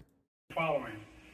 And with all due respect, justices, women are not without electoral power. Electoral or political power. He's got the words there. He just can't read them. He says not like women are without electoral power. I mean, electoral political power. You're about to realize just how much you right. He didn't say any real words there, but then he's essentially he brought up how Roe v. Wade should be law of the land again, and blah, blah, blah, and it's all stupid. And so they paid to the justices. And you may notice there's somebody missing. There's somebody missing in the Supreme Court, and that would be Mr. Clarence Thomas. The Honorable Clarence Thomas, as I believe his proper title is. Just decided not to show up. There's our lovely senator back there in the white bob cut, Miss Maria, Maria Cantwell and Patty Murray. There it is, Patty Murray. Number 3 in charge of Democratic power centers. But yeah, it was very interesting that that Justice Thomas didn't go to the State of the Union, because they generally all go, and then they just sit there and they have to be non-emotional and just kind of sit there and listen. And but Joe Biden he was trying to make the point that Roe v. Wade is going to come back, everything's going to be good, and we're going to make sure that we can have protected abortions till, I don't even know if he could tell you what it would look like, because he's just doing tired talking points of, it's the one thing we've been winning on for a long time is, abortion rights. And so he's just going to stick with that, and that's going to go because it plays pretty well for people. I mean, they've had a lot of good success on state initiatives to set pretty open abortion laws throughout the country, and in states sometimes that were very surprising. But I don't know if that's going to win you an election, but we'll see. There's so much time. There's so much fucking time to get to the actual general election. It's starting to already drive me nuts. But what else do we got? What is this one about? People pay these smugglers $8,000 to get. Oh, this one's good. This one's really good. We're going to rewind this one because I just want to make sure the sound is good. Because you'll see. People pay these smugglers $8,000 to get across the border, because they know if they get by and let into the country, it's 6 to 8 years before they have a hearing. Stop. Fact check true. Maybe that's a problem. This has been your policy, bro, since day fucking one. And you're okay. Carry on. And it's worth it taking the chance of the $8,000. But a lot of pushback in the room. If it's only 6 weeks, the idea is it's highly unlikely that people will pay that money and come all that way, knowing that they'll be able to be kicked out quickly. So he's arguing there about the failed border deal that was really more of a international aid package that we talked about a couple episodes ago, I think. There was border funding along with a couple little changes that would have not done that much, but it added a bunch. It supposedly was trying to add a bunch of more money in there for more judges, more courts, but primarily put the power of asylum in CBP directly through Washington, D.C., and that was the main place where they can make the call whether you can stay or whether you have to go. And so he would have essentially sped up the clock on how long it takes somebody to have an asylum adjudication done. And right now, like he said, it's 6 to 8 years. So that means you come here illegally, you cross the border, and you get to stay here. You get sent to wherever it is that you want to get sent. You get sent with money. You get hooked up with housing, and you get to just be here in this weird limbo status for as long as it takes to get your court date, which is going to be 6 to 8 years. And so that's about as much incentive as anybody could say. But now he's trying to say, well, if we reduce that time to 6 weeks, then the incentive to come will go away. Except if you essentially make it so that everybody gets approved when they come across, and then it's just a quicker approval. I mean, it's a nonsensical thing to say. But he goes on and then tries to blame the Republicans for not passing the border bill. Folks, I would respectfully say, people pay people. People pay people. People pay pickles and stuff. Biden just was fine form that night. So good. Next. The vaccines that saved us from COVID are now being used to beat cancer, turning setback into comeback. That was a very interesting line. The vaccines that saved us from COVID. How's that working out for everybody? But now they're saving people with cancer, turning setback into whatever, step forward. That's about some back-assward shit right there, if I've ever heard some. Because I'm pretty sure everybody's getting COVID right now. There's a lot of people getting real sick that I know of, and it's knocking them out hard. And again, anecdotal as all hell, but they're all people that got jabbed. So there's that. I don't know. I mean, I've been sick for a while now. Might have a touch of the Rona, but I'm fine. I just got a little bit of a head cold. I mean, you can hear it in my voice right now, but I don't know. And then I do know there's been some interesting research into the applications in the mRNA technology as it pertains to trying to fight various types of cancers. But as far as I know, it's not like some groundbreaking thing that's saving a bunch of people with cancer.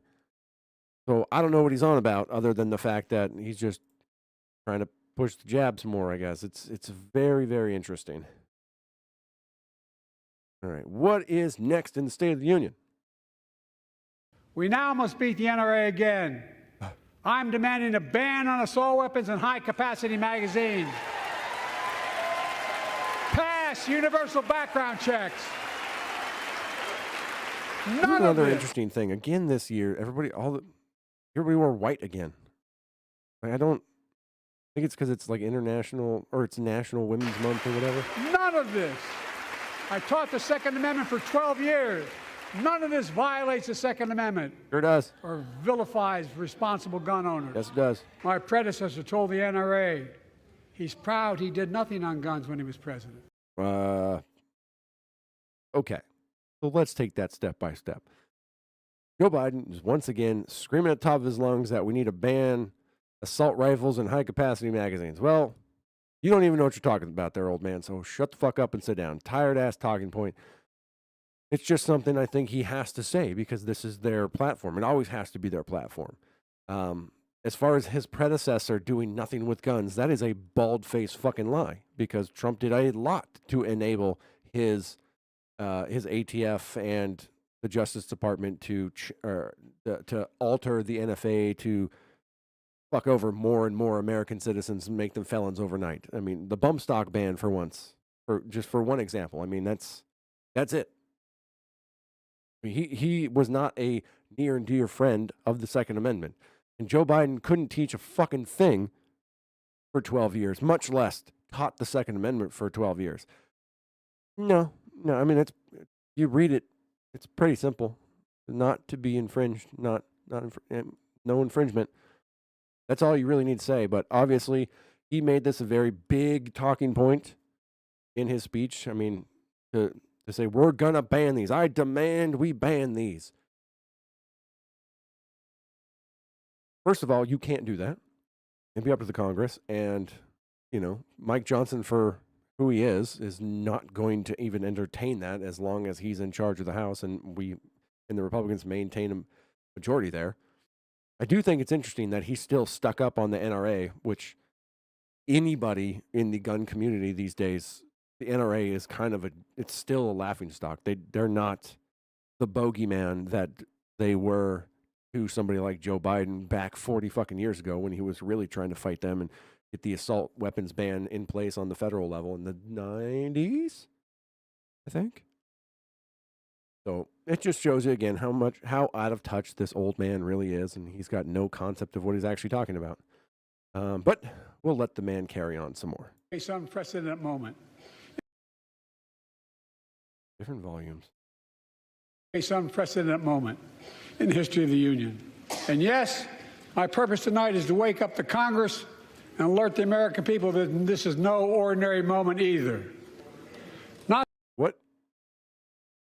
What? Okay. Be easier to understand that if he didn't fumble over every other word. But hey, whatever. Not since President Lincoln. Since President Lincoln and the Civil War have freedom and democracy been under assault at home as they are today. What makes our moment rare is that freedom and democracy are under attack both at home and overseas. As apparently it has been for ever and ever and ever. Hence all the wars we've been fighting for decade upon decade upon decade. And also, anybody that knows anything about Lincoln's presidency probably shouldn't hold him up as the bastion of freedom and liberty, considering he literally just said, "Fuck the Constitution. We're gonna cut these. We're gonna cut down on these rights, cut down on those rights, and we're gonna have the army do some shit that the army's not supposed to do, and we're just gonna start arresting a bunch of politicians and throwing them in jail and freedom of the press. Nah, that's funny. Goodbye." Not a real true friend of liberty. At the very same time, overseas, Putin of Russia is on the march, invading Ukraine and sowing chaos throughout Europe and beyond. If anybody in this room thinks Putin will stop at Ukraine, I assure you he will not. Pause button. The fuck are you talking about, dude? What are you talking about? If we don't stop Putin in Ukraine, he's going to take over. He's just going to roll into the rest of Europe, huh? That's the line we're still going with?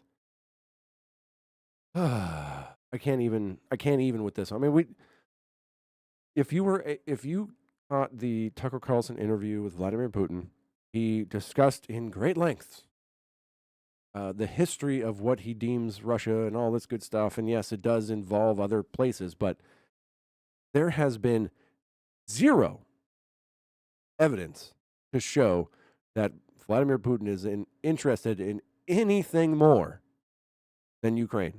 And not even Ukraine in its entirety. It seems to be the eastern portions of Ukraine, the Donbass region, and access to the Black Sea. And I mean, the areas that he's been fucking around has only been on the east. In the beginning, he pushed in from the north, that was beaten back, and then it's all just been taken on the eastern front, and he's not marching through. Sorry. Talking a lot. There's nothing that indicates he's interested in the rest of Europe. This tired talking point that it comes from the president on fucking down and disseminated through his acolytes in the corporate press to just try to scare everybody that is not paying attention that Vladimir Putin is the next Hitler, and it's just going to roll right into Europe, and next thing you know, it's going to be World War III. Meanwhile, we just add another state to NATO, so that's good, but we'll discuss that later. I'm just so tired of this talking point. It is not based in any kind of reality whatsoever, and it's just used as a scare tactic to justify the hundreds of billions of our dollars that are being spent on this super fucking corrupt nation over Ukraine. I got it, dude. You got invaded. It's the whole thing. We've discussed it at great length on this show. But for the president to just get up there and then reiterate a fucking lie that is not based in any sense of reality drives me nuts. But he assures you, Putin will. He will not stop at Ukraine.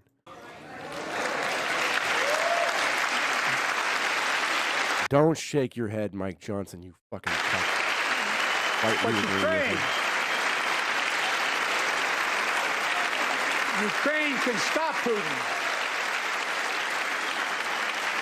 Ukraine can stop Putin if we stand with Ukraine and provide the weapons that needs to defend itself.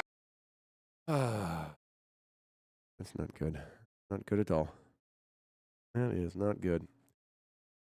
Anyways, that's kind of a, we're used to hearing that now, and it's just, I don't know, it makes my blood boil when they insinuate that continuing to send hundreds of thousands of dollars and just waste away tens, if not hundreds of thousands alive in Ukraine is the deal. That's just, it's what's required to keep the rest of the world safe. Ukraine's in a bad spot, man. They're in a real bad spot, and their population's fucked for generations at this point. I mean, the amount of young men that have just been thrown into the meat grinder there is not... And to what end? I don't know. It's going to be an interesting look back at the end of this thing. It's not good. But we got, I think, one or two more clips from the stadium. Let's check it out. It's not about him. It's not about me. I'd be a winner, not really. I'd be a winner, not really. He's about to get distracted by Marjorie Taylor Greene yelling out a name. I'd be a winner, not really. Laken Riley, say Laken Riley. But just look at it. The boos and the look of shame. Lincoln Riley. Lincoln. An innocent young woman who was killed. Okay. There's a lot going on here. We're gonna retrack again because I want you guys to hear the name. And he's holding up a button that says Laken Riley on it. Like he could potentially read it. I believe the font is big enough. And he cannot pronounce that. He says Lincoln Riley. Lincoln Riley. Let's turn it back one more time. And then he really gets into some problems here because he starts talking about the problem with the crime and with the criminal aliens. I'd be a winner, not really. I'd be a winner, not really.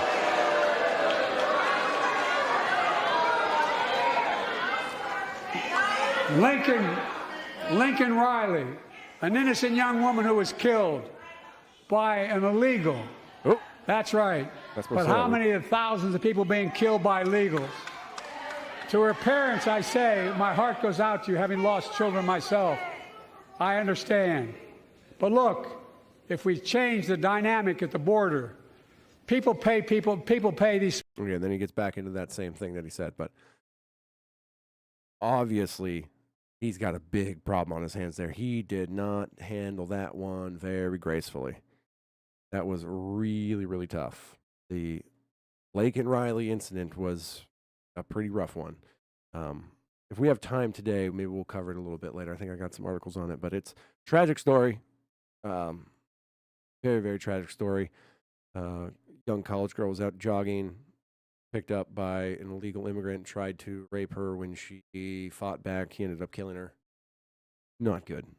And it just adds to more these strings of crime that have been stemming from the fallout from all this illegal migration that's just been facilitated wholly by the Biden administration. It's absolutely fucking insane. And for him to just, that was not a good look for him. Even on, I think it was on MSNBC, Nancy Pelosi was joined by her good friend Jen Psaki, among other people on this panel. And after that moment, even Nancy Pelosi said, like, oh, he shouldn't have said that. I mean, we don't really like to use the term illegals. But hey, the man is not doing so hot. So I guess he's just reverting back to his old ways. Who knows? I think this is the last one we got, and we'll move on. Freedom to be safe. And America is safer today than when I took office. Year before I took office, murder rates went up 30%. 30% they went up. Did you hear that? He says the biggest increase in history. Marines. It was then, through my American Rescue Plan, which every American voted against, I might add, we made the largest Say that one more time. Through my American Rescue Plan, which every American voted against, I might add. It's the dude's all over. He's obviously got frazzled by that guy. So who that man is?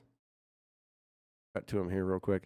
That is a Gold Star father, who's, I'm assuming, son or daughter. There's a mixed bunch that got blown up in at the Abbey Gate over at the Kabul National Airport during the ridiculously terrible, disgusting Vietnam-era pullout of Afghanistan. There was the terrorist attack on the Abbey Gate in which 13 U.S. Marines were killed. His son or daughter was one of them.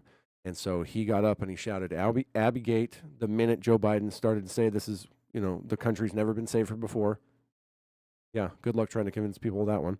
And he was summarily escorted out, arrested, and tried with a misdemeanor. So there's that. There's that. But also, I like that flub line that he did there. We'll listen to it one more time. Through my American Rescue Plan, which every American voted against, I might add. The American Rescue Plan, which every American voted against, I might add. Dude's all over the place. Very, very, very all over the place. Did not hold it together very well once he did that. So, speaking of how good and how safe a country this is now, let's go to the thriving metropolis of New York City, where there is a serious, serious breach of civil liberties going on, all in response to a lot of things, but part of it is the massive facilitated illegal immigration dumping ground that is New York City at this point. Combine that with the insane loose on crime policies that Kathy Hochul and the New York City leadership has enacted, where there's no cash bail and people get arrested for a crime, they get let back the other day.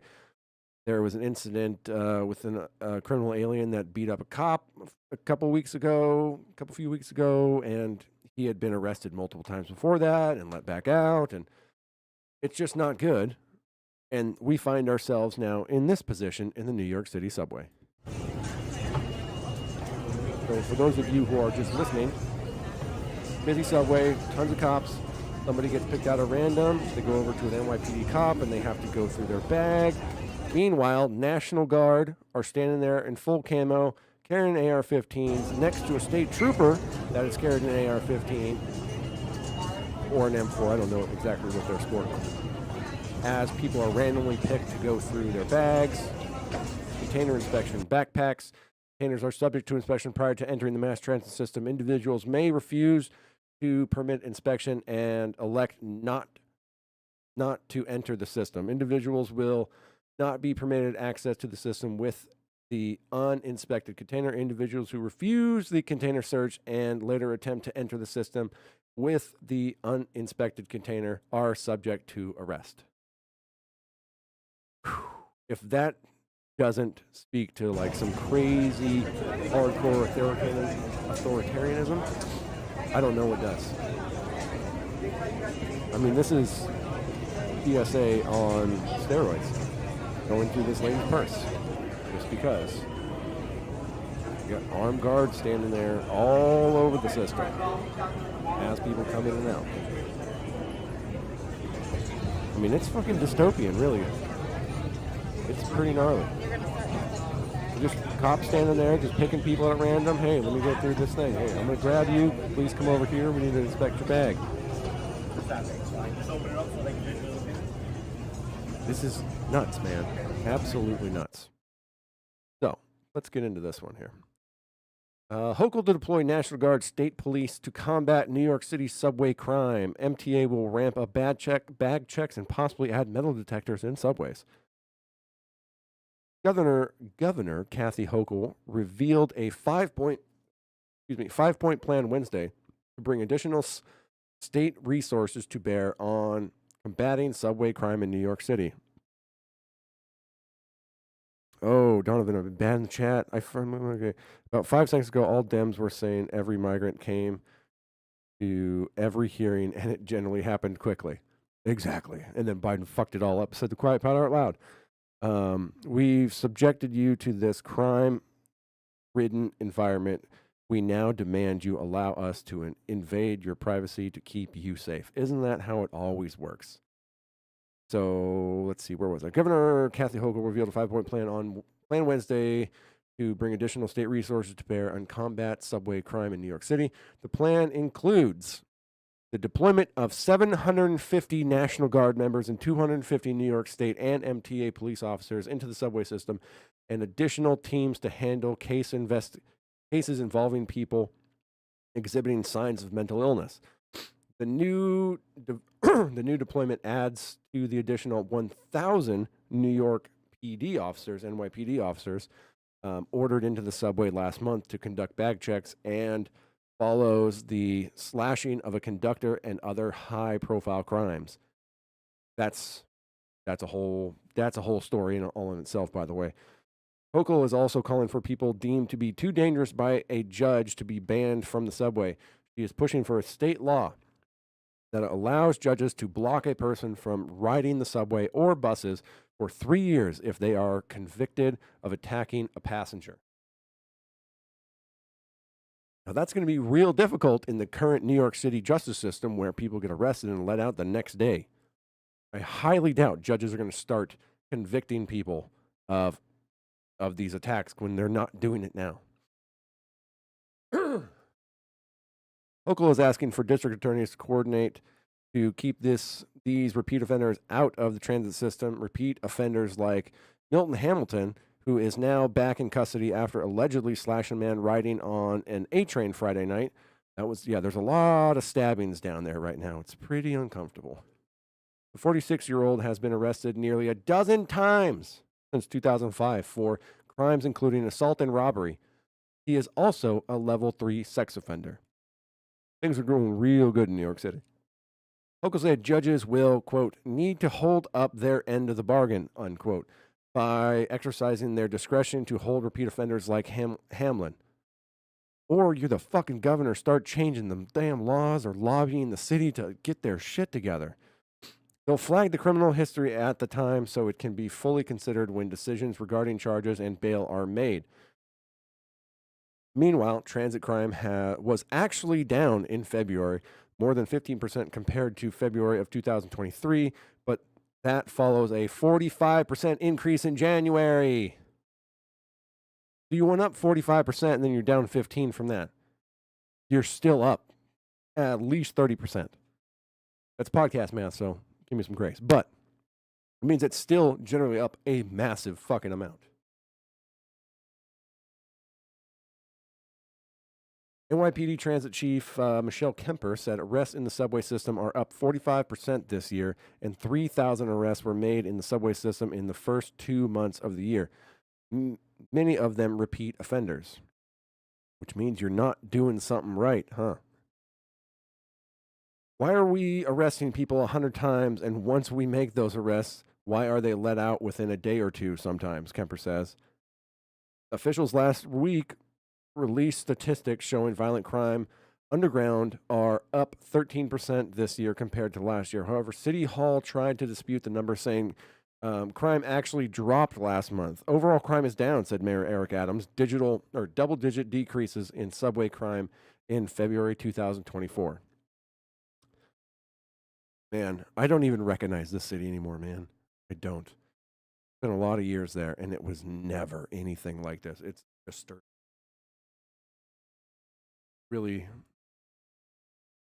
fucking de Blasio really, really screwed that city up so fucking hard. Like as soon as COVID, I mean, it was getting bad, but before COVID, and then As soon as COVID hit, it never came back. It is an unrecognizable city now. Tragic, man. Adams credits stepped up police deployments and hundreds more officers on the ground. Large officer presence and random bag checks are just some of the ways officials hope to confiscate weapons and contraband before they get past the turnstile. The mayor recently revealed that 2 high-tech weapons detecting systems are in deployment. 2! There's a hell of a lot more subway stations than that, bud. Just saying. They are doing an excellent job in identifying razors, knives, scissors, other sharp objects, Adam said. To me, that's a low bar. I want to be able to identify a gun.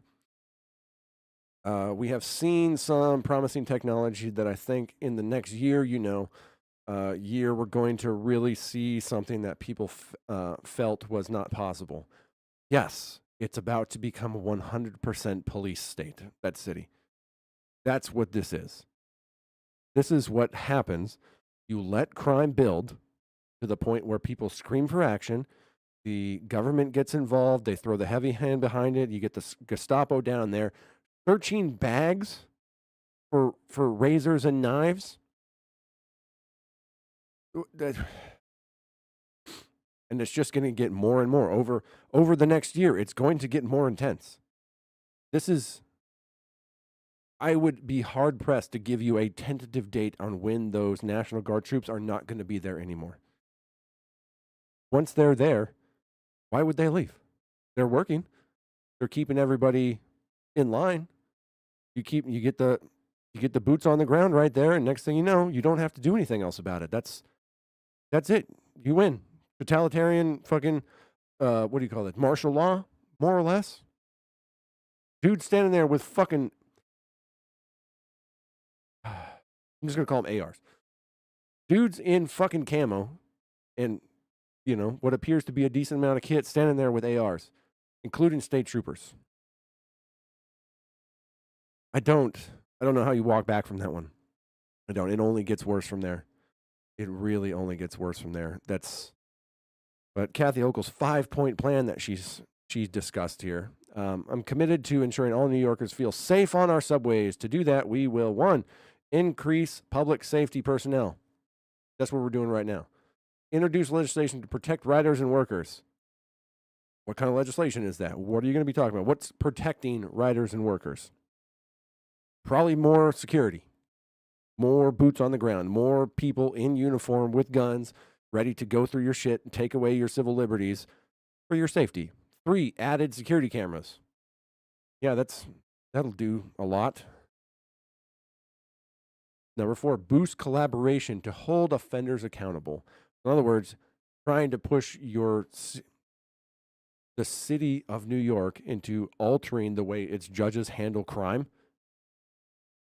I mean, if they're not figuring it out now, I don't know when they're going to. And expand the scout teams. I don't know what scout teams are. Those are probably more undercover people that are hanging down the subway. But the government will keep us safe, Donavan says. Amen. We've subjected you to this. Oh, yeah, we read that one. This is it, man. That's how this happens. It only goes one way from here. It really only goes one way from here. And it's not a good direction. All right. Well, let's see. What else do we want to get into? I think we're going to take a quick break. I want to give my throat a break. I'm getting real scratchy. Then we'll come back for some international stuff. And then we'll probably end it there because it's getting harder and harder for me to talk. And I don't think it's quite enjoyable for you guys either. So we're going to take a quick break. I'm going to get some water. I'm going to throw a little rest. And we'll dive into some fun international stories to include not boots on the ground in Gaza and some wild shit about NATO forces being in Ukraine. Until then, thank you all for watching this part of Salt the Streets, episode 166. I am, of course, your lovely host for the day. I am at Big Bird Offie on all the socials, and my partner in crime, who is here with me in spirit and also upstairs taking care of his sweet baby girl, is at alpaca_Donavan on Instagram and at Salt of the Street on the Twitters. You're watching us here on our YouTube, youtube.com/saltedstreets. And of course, the Patreon. Go to the Patreon, subscribe, become a patron over at patreon.com/saltedthestreets. Help us make more, better content. We've got great stuff happening over there. The new show we've got going on, SOS ID, we got the 3rd episode out on the Patreon right now. It comes out on the YouTube next week. And we've got more in the can. We're doing another recording next Friday. It's just phenomenal. It's going to be great. It's really the new thing. You want to be a part of it. Trust me. Go over there, join the Patreon. And of course, shout out to our executive producer, Mr. Zeke himself. If you want to be an executive producer just like Zeke, go over to the Patreon. Top tier subscription. And we will call you out on the show every single time we make a single piece of content because you're the one that it's brought to you by. We will be right back. Get in some more international stories in just a minute. Bye.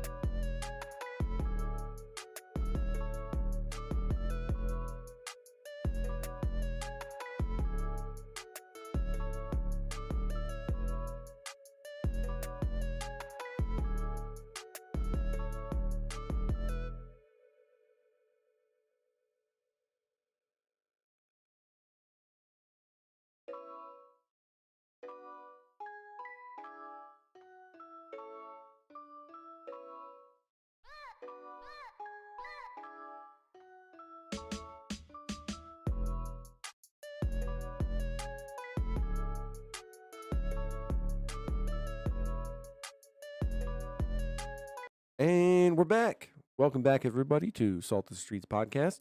I am your faithful host today, Colin, and I am not joined by my brother in arms, Mr. Donavan, although he is with me in chat and in spirit. As we're getting through today, episode 166, thank you all again for joining us. You are watching us here on our YouTube, youtube.com/saltofthestreets. Make sure, if you're not doing it, follow us on the social medias. Our personals are Donovan's at alpaca_Donovan on Instagram and at Salt of the Street on Twitter/X. I am at Big Bird Offie on both those things. And of course, we have our Patreon, patreon.com/Salt of the Streets, where we are making magic happen every day.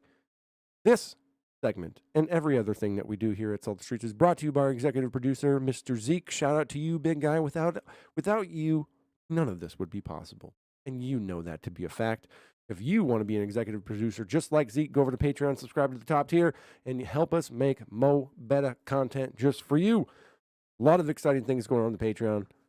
Make sure to get out there. Go sign up. And while you're at it, make sure to leave a like on this video. Give it some comments. Let's boost it in the algo, and let's get some more people like you to join in to these lovely little conversations we're having.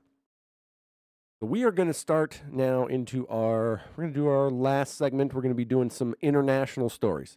There's been some news lately. President Joe Biden did kind of break news. I think it was released before the State of the Union. It was probably I think they released the speech beforehand. Donavan was grateful. He was a badass and sent me a breaking news update about it before the night of the State of the Union, that we would indeed be fucking around in Gaza. And I'm going to let Joe Biden, I think this is the clip from the State of the Union where he mentioned it. So we're going to let him speak in his own words. Action. The United States has been leading international efforts to get more humanitarian assistance to Gaza. Tonight, I'm directing the U.S. military to lead an emergency mission to establish a temporary pier in the Mediterranean on the coast of Gaza that can receive large shipments carrying food, water, medicine, and temporary shelters. No U.S. boots will be on the ground. A temporary pier will enable a massive increase in the amount of humanitarian assistance getting into Gaza every day. So there you have it. There's going to be the U.S. This comes from Reuters. The U.S. to build temporary port to deliver Gaza aid. How you intend to build a quote-unquote temporary pier or temporary port in Gaza without having boots on the ground is beyond me. Sure sounds like we're going to have some American boots on the ground building a fucking pier in Gaza. Doesn't sound that great. So, from Reuters, the U.S. military will build a temporary port on Gaza's Mediterranean coast to receive humanitarian aid by sea, President Joe Biden said in his State of the Union speech on Thursday. Planning for the operation, initially based on the island of Cyprus, does not envision deployment of U.S. military personnel in Gaza. Explain to me how you fucking do that. I guess maybe you use other people's troops to build it, or maybe you work with the Israelis, which I don't know. Let's do some geography. We like geography here. Let me pull up some maps. I can show you the geography of what we're actually looking at here. Okay. So over here, you have Israel, Gaza, this tiny little strip down here, right next to Egypt. And the island of Cyprus would be over yonder, just to the east side of Lebanon, underneath Turkey. And so they're trying to open up a corridor so that we can, because Cyprus is a homie. They're hanging out, they're chilling. They're basically Greeks, I think. Although I don't want to start any international conflicts by calling the Cyprus people Greeks, but but they're going to try to run aid from, essentially out of Cyprus from the greater rest of the world into Gaza, somewhere in Gaza. Who knows where or how that's going to be accomplished, but it's a thing. So let's see here. Biden announced announcement came as he seeks to cool anger among many of his Democratic Party over his support for Israel in its offensive in Gaza since October 7th, given the steep toll on civilians in the Palestinian enclave. Donovan says, I would bet my house that there will be U.S. boots on the ground before the port is finished. I don't know how you build a port without people being there to build it. I don't know. I don't understand that one, but I guarantee it's going to happen.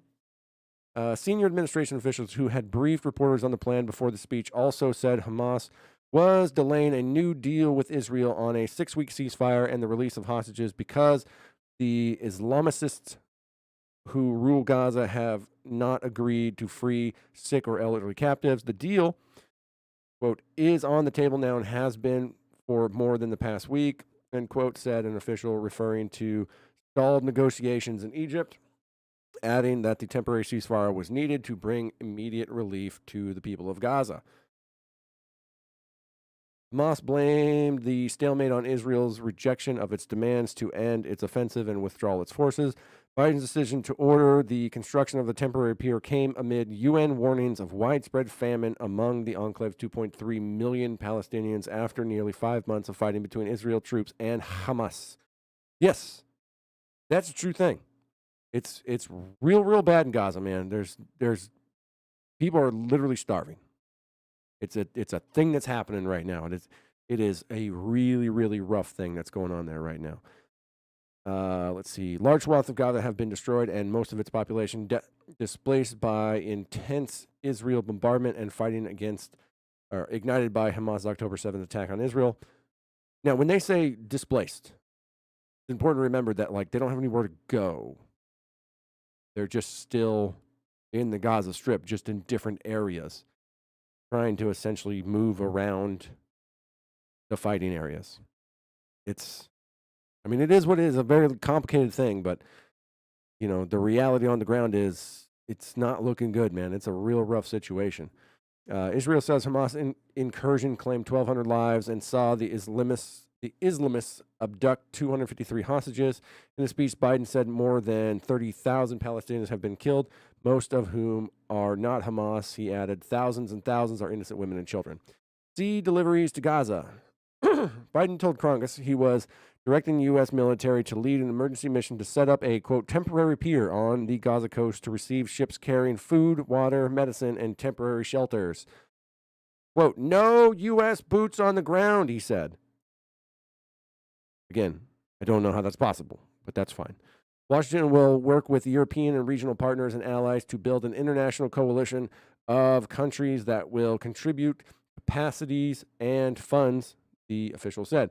And an Israeli official said, Israel, quote, fully supports the development of a temporary dock, end quote, on Gaza's coast, and the operation will be carried out, quote, with full coordination between the two parties, end quote.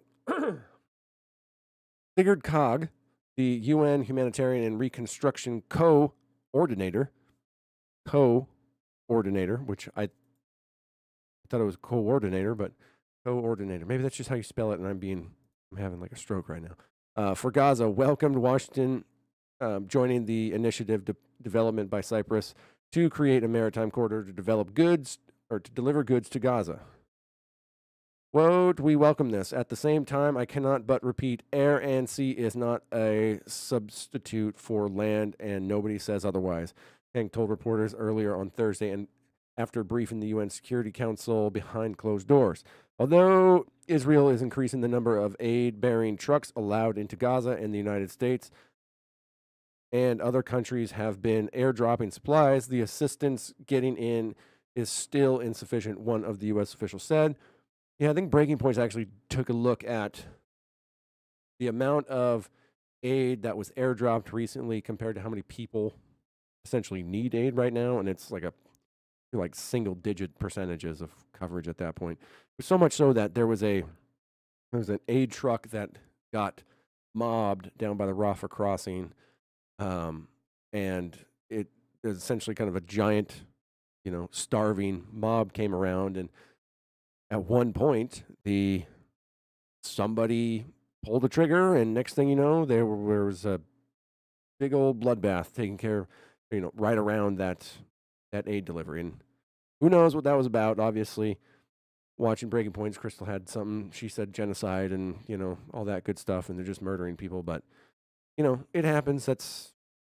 We saw a lot of it during, like in Mogadishu in Africa, and when hungry people get desperate and people with guns get scared, and probably for good reason. They're not gonna let you get in the way of them and their food and trying to feed their kids. So people get ugly when things get desperate. Let's see here. Although Israel is increasing the number of aid-bearing trucks, we did that. Quote, we are not waiting for the Israelis to let in more aid. The officially added, this is the moment for American leadership. The temporary report would increase humanitarian assistance to Palestinians and officials that would work with UN and humanitarian aid organizations that, quote, understand the distribution of assistance within Gaza. The official said the operation would, quote, take a number of weeks to plan and execute. The official said, adding that the required U.S. forces are in the region or would soon begin moving there. So there's obviously U.S. forces required for this operation, but no boots on the ground. It'll be fine.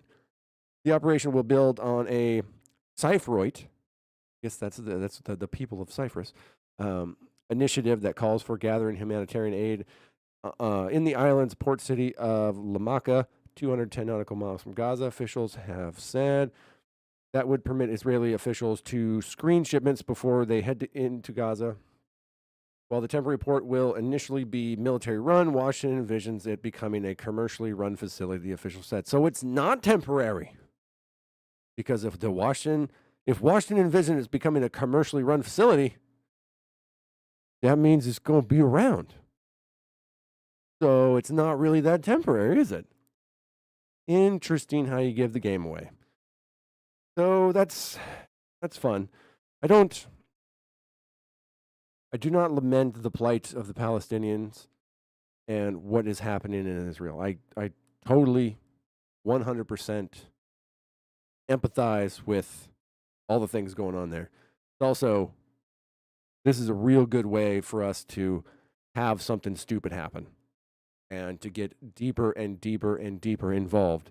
It's also probably, this is like a last-ditch effort, I think, for Biden to try to appease the group of, the non-committed voters that were throwing protest votes during Super Tuesday and throughout the primary so far. He has to try to win back those people. And if there's a way, this essentially is probably his way to do that. It's crazy how they aren't even trying to lie, Donavan says. It's wild, dude. It is absolutely wild. The simple fact that by the end of the article, they say it's going to be military run for a while, but then it's going to be commercial, which means it's not going to go anywhere. That's what that means. This is not a temporary thing. He has to say temporary to appease somebody. But also, there are more people who have crossed our borders in the last 4 years than there are Palestinians. So forgive me if my focus is elsewhere. That is such a good point. There's more people, there's more criminal aliens that have come across our border in the last 4 years than there are Palestinians, period. That's wild. Let that fucking sink in for a second, man. So obviously tensions building in the Middle East. I don't think Hezbollah and Iran, the Houthis, I don't think all the adversaries that are in the Middle East are really, really going to appreciate a military-run port being put into Gaza. I don't see that, the humanitarian aid aside or not. I don't think they're really going to appreciate that.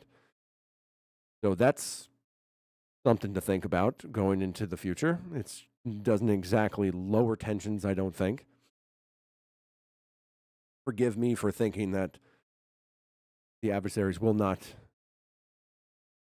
give us the grace that we want to be like, no, trust us. We're the government. We're here to help. Which is basically the equivalent of what's happening, except it's in somebody else's fucking country. So, yay. But along with that, we've got a new official member of NATO, everybody. The nation of Sweden has officially joined the bloc of nations known as the North Atlantic Treaty Organization, I think. The anti-Soviet defensive alliance, which for some reason still exists. And now Sweden it's an interesting case at this point because Sweden has been notoriously they're like Switzerland in a way. They've been very, very neutral towards pretty much everything NATO since its inception. And this is a very interesting move for them to actually sign on to this and get involved. And it's actually, they bring some weight to the table. But what is it exactly that Sweden brings to NATO? This comes from Politico. The traditionally neutral country has built a formidable military-industrial complex, something that will bolster the alliance as it faces Russian President Vladimir Putin. Because apparently NATO is facing Vladimir Putin. Oh, wait, of course we are. We're not in war with Putin, but we're definitely at war with Putin because our troops just aren't the ones dying. Well, not everybody's troops are the ones dying. We'll get into that later. Sweden is joining NATO, and it is not complete. It's not coming empty-handed. Sweden's membership is a huge geopolitical boost for NATO. Alliance members now encircle the Baltic Sea, which we'll get into a map here in a little bit, with the exception of the narrow entry to St. Petersburg on the Gulf of Finland and the Russian enclave of Kaliningrad, as well as making life difficult for Russian Baltic Sea Fleet. It also gives the alliance the ability to monitor critical pipelines and cables beneath the surface. They're going to bolster our economy with new arms sales so we can foot the next war. Yeah! But really, Donavan, what this does is undermine our military-industrial complex. They're just stealing money out from underneath of us. Not a good thing. Now, we have competition now. We don't like that. I think it's five military contractors, weapons contractors in America. I don't know how they're going to be able to compete with the Swedes, especially because the shipments are so much closer to the rest of NATO. We're going to have to really step up our game in the quality control market if that's what's going to happen. Sweden is also a pocket military force. Despite a population of only 10 million, the last year spending only 1.54% of its GDP on defense, the country's centuries of neutrality have forced it to develop a world-class military-industrial complex. It makes everything from Saab GAS-39 Gripen single-engine supersonic fighter to Carl Gustav recoilless rifles, AT-4 shoulder-fired anti-tank weapons, the Jutland-class submarines, and RBS-15 anti-ship missiles. It also cooperates with other military producers, with one example being the Donavan 122, the Swedish version of the German Leopard 2 tank. Sweden first applied for NATO membership in May 2022, along with Finland, just 3 months after Russia's full-scale invasion of Ukraine. While Finland successfully joined the alliance in just under a year, Sweden's road to membership was elongated and faced significant opposition from Turkey and Hungary. Following Sweden's Prime Minister Olaf Kristersson's reluctant visit to Budapest and a deal through which Hungary is set to acquire 4 more Gripen C fighter aircraft in another 10 years of support and logistics for its existing fleet. Hungary's parliament ratified Sweden's membership status last month. Beyond the symbolism of swelling ranks and bolstered Baltic front, I'm sorry about that. We took a look at the numbers to see what else NATO stands to gain from its new ally. Now, as put by Neil Melvin from London's Royal United Service Institute think tank, my understanding is that all NATO forces have to meet defense standards, including arms, and we are like the only verified dealers. And yeah, we are, for missiles and whatnot. That's my understanding is essentially like a GDP percentage base. And I don't know what else entails that. I mean, I don't know that many. I know Germany makes some stuff. You know, they got cool tanks, and I think they got some pretty sweet aircraft and other arms like that. But yeah, I'm not totally. I'd be interested to look into that some more. That's very interesting. Other than that, all I know is just the standard requirement for a 2% of GDP to put towards the defense of NATO. But, you know, that doesn't exactly exist anymore, anyways. Which was Trump's major issue with it. Let's see here. Service think tank. Sweden just join NATO overturns a position of neutrality and military non-alignment that stretches back to the Napoleonic period. Sweden's membership in the alliance alongside Finland, which was triggered by Moscow's decision to invade Ukraine, is part of a transformation of Northern Europe into a NATO bastion. So they also bring money, money, money. According to the International Institute for Strategic Studies, Sweden's 2023 defense budget amounted to $9.2 billion and 1.54% of GDP. It is getting hard to talk, people. Sorry. In 2014, NATO members agreed to spend at least 2% of GDP on defense within Europe. Adherence to this target is mixed, with a visibly higher level of relative spending in countries closer to Russia. European NATO members estimated defense expenditures in 2023 as a percentage of GDP. In anticipation of NATO membership, last year Sweden announced investment in military defense. The governor estimates that this increased spending, combined with additional budget items that fall under NATO's definition of defense expenditure, will ensure Sweden meets the 2%. So they're bringing money. Money's good. Let's see here. They got manpower and firepower, got lots of guns. It's a whole fun little thing. Export potential. Beyond the equipment that Sweden currently has at its disposal, its export-oriented defense industry. I can say that. Its export-oriented defense industry can meet most domestic equipment needs. Additionally, quote, in NATO, they will have access to far more conversation/tender/info sharing, particularly with regards to very sensitive tech that they previously weren't admitted to. Even if their stuff was NATO standard in design, says Tom Walden, research associate for defense procurement, ISS. So we're getting a lot of good stuff. Apparently, NATO's getting some good stuff. I could have sworn, you know what? It might have been, let me pull back here. There was a BBC article that I think had the good NATO map on it, but it wasn't loading for some reason. Try that one more time. It was a good. Oh, here we go. Nope, that wasn't it. Maybe I don't have it. So either way, we'll just take a look at the regular map. So, as far as NATO nations goes, it now encompasses everything from Finland, Sweden, Norway, United Kingdom, Denmark, all of Europe, everything bordering Russia, including Estonia, Lithuania, Latvia. The only thing it doesn't is Belarus, but that's because Belarus is Russia's homie. And of course, Ukraine. But everything, Moldova, Romania, Slovakia, Hungary, all of them now.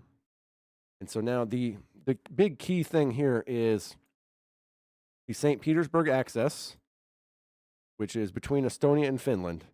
That single port right into the Baltic. That's how you get to St. Petersburg.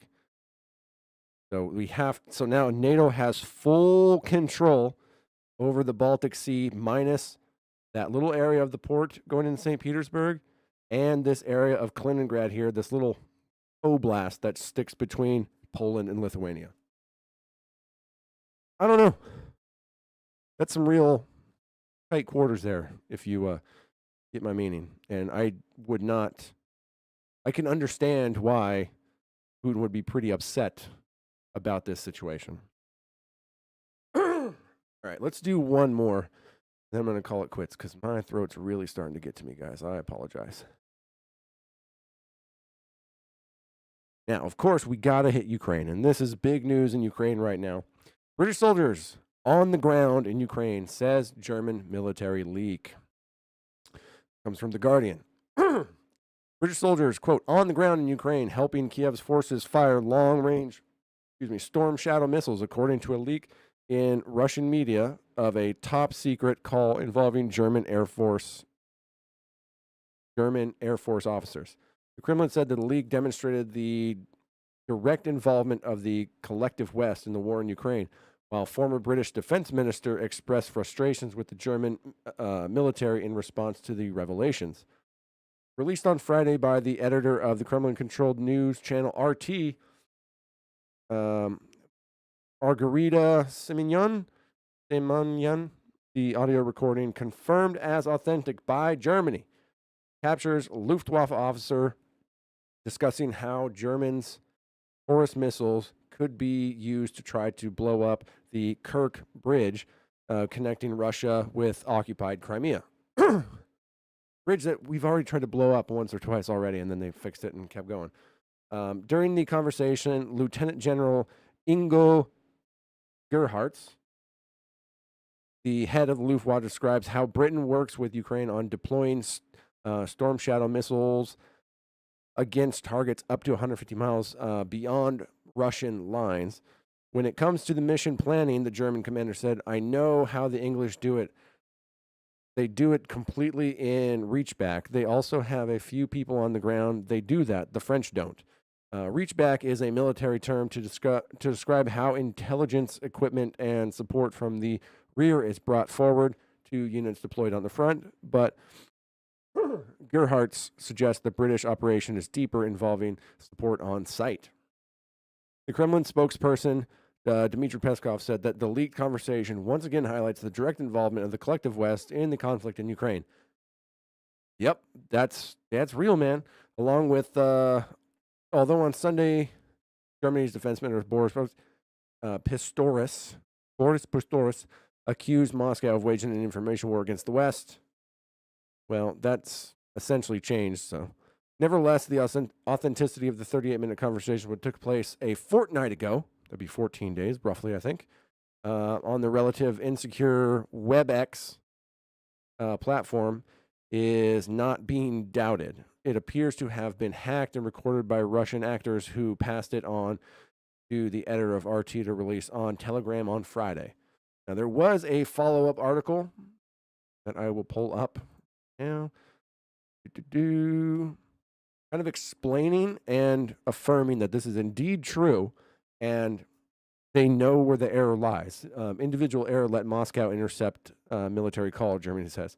And it gets into... Why can't I read the article? I'll do it later. German Defense Ministry said that one of the generals on a military conference call on Ukraine that was intercepted by Russia may have broken security protocol by using a non-secure line to dial in. Boris said the 38-minute call, we covered that on the WebEx, that was subsequently leaked to the Kremlin-controlled idea, not intercepted by an individual Russian spy, but was most likely the result of a random sweep of insecure data on the sidelines of the Singapore Air Show. One of the participants dialed in from his hotel room, and either his mobile phone or an insecure connection to the hotel provided the vulnerability. So somebody that was essentially on the Ukrainian side of things to have this conversation with this guy dialed in from an unsecure line and subsequently got spied on again, essentially, which, come on, man. What are you doing? You're at fucking war here, man. We're trying to stop World War III from happening, and this is what you're going to do. So things are definitely heating up overseas there. That's not a good sign. Obviously, Russia knows the entire West is directly involved, as could possibly be. We've got confirmation now from the German defense minister that British troops are on the ground. We've covered the fact that U.S. boots are on the ground. Who else is there? I don't know. Macron's spouting out, the French president spouting out about how he wants to send actual soldiers and put boots on the ground in Ukraine if things start to go bad. If they get to Kyiv, NATO has to invade. Why does everybody want this war so fucking bad? I do not understand. Do not understand. Don't understand why we all can't be homies, man. Up until all this shit, the Cold War was ended. We could have had a very nice business arrangement, a trade deal with Russia. Everybody buying oil, buying metal, trading. It would have been cool. But no, we can't have that. We always got to have a bogeyman to try to go after. So, I don't know. Either way, it just leads us further and further down the road to possible greater conflict. Middle East is brewing. Russia's brewing. God knows what China's going to do with Taiwan here real quick. And really not going a good direction, ladies and gentlemen. Why it's very, very important to try to do what we can to make sure that we can sustain ourselves. And as the election comes, I mean, that's one thing. Trump getting into office might help a little bit, but I also kind of think we might be too far gone at this point. But time will tell. Time will tell. And I hate to get out of here real quick, but I think my time is at an end for today, which means our time's at an end for today. I really, really appreciated having you guys here. Thank you for all the love and watching the show. We've had great responses on all of our new endeavors. So I want to say thank you once again. If you're not following us, you need to be following us. Our personal social medias are Donavan is at alpaca_Donavan on Instagram and at Salt of the Street on Twitter. I am at Big Bird Offie on all the other things. You've been watching us here on our YouTube, youtube.com/Salt of the Streets. And of course, the Patreon. Go to the Patreon. Become a patron. It's real awesome. You could buy lowest tier and get in to the new content we've got coming out. Get the SOS IDs 2 weeks before they come out. Sign up just like Zeke. Shout out to Zeke, the executive producer. You can become an executive producer just like him. Have your name shouted out by us every single time we make a piece of content. So there, please. Thank you very much for joining us. It's been fantastic. I hope you all have a wonderful, wonderful rest of your weekend and a great couple weeks until we see you again. Yeah. Bye, everybody. Thanks for joining.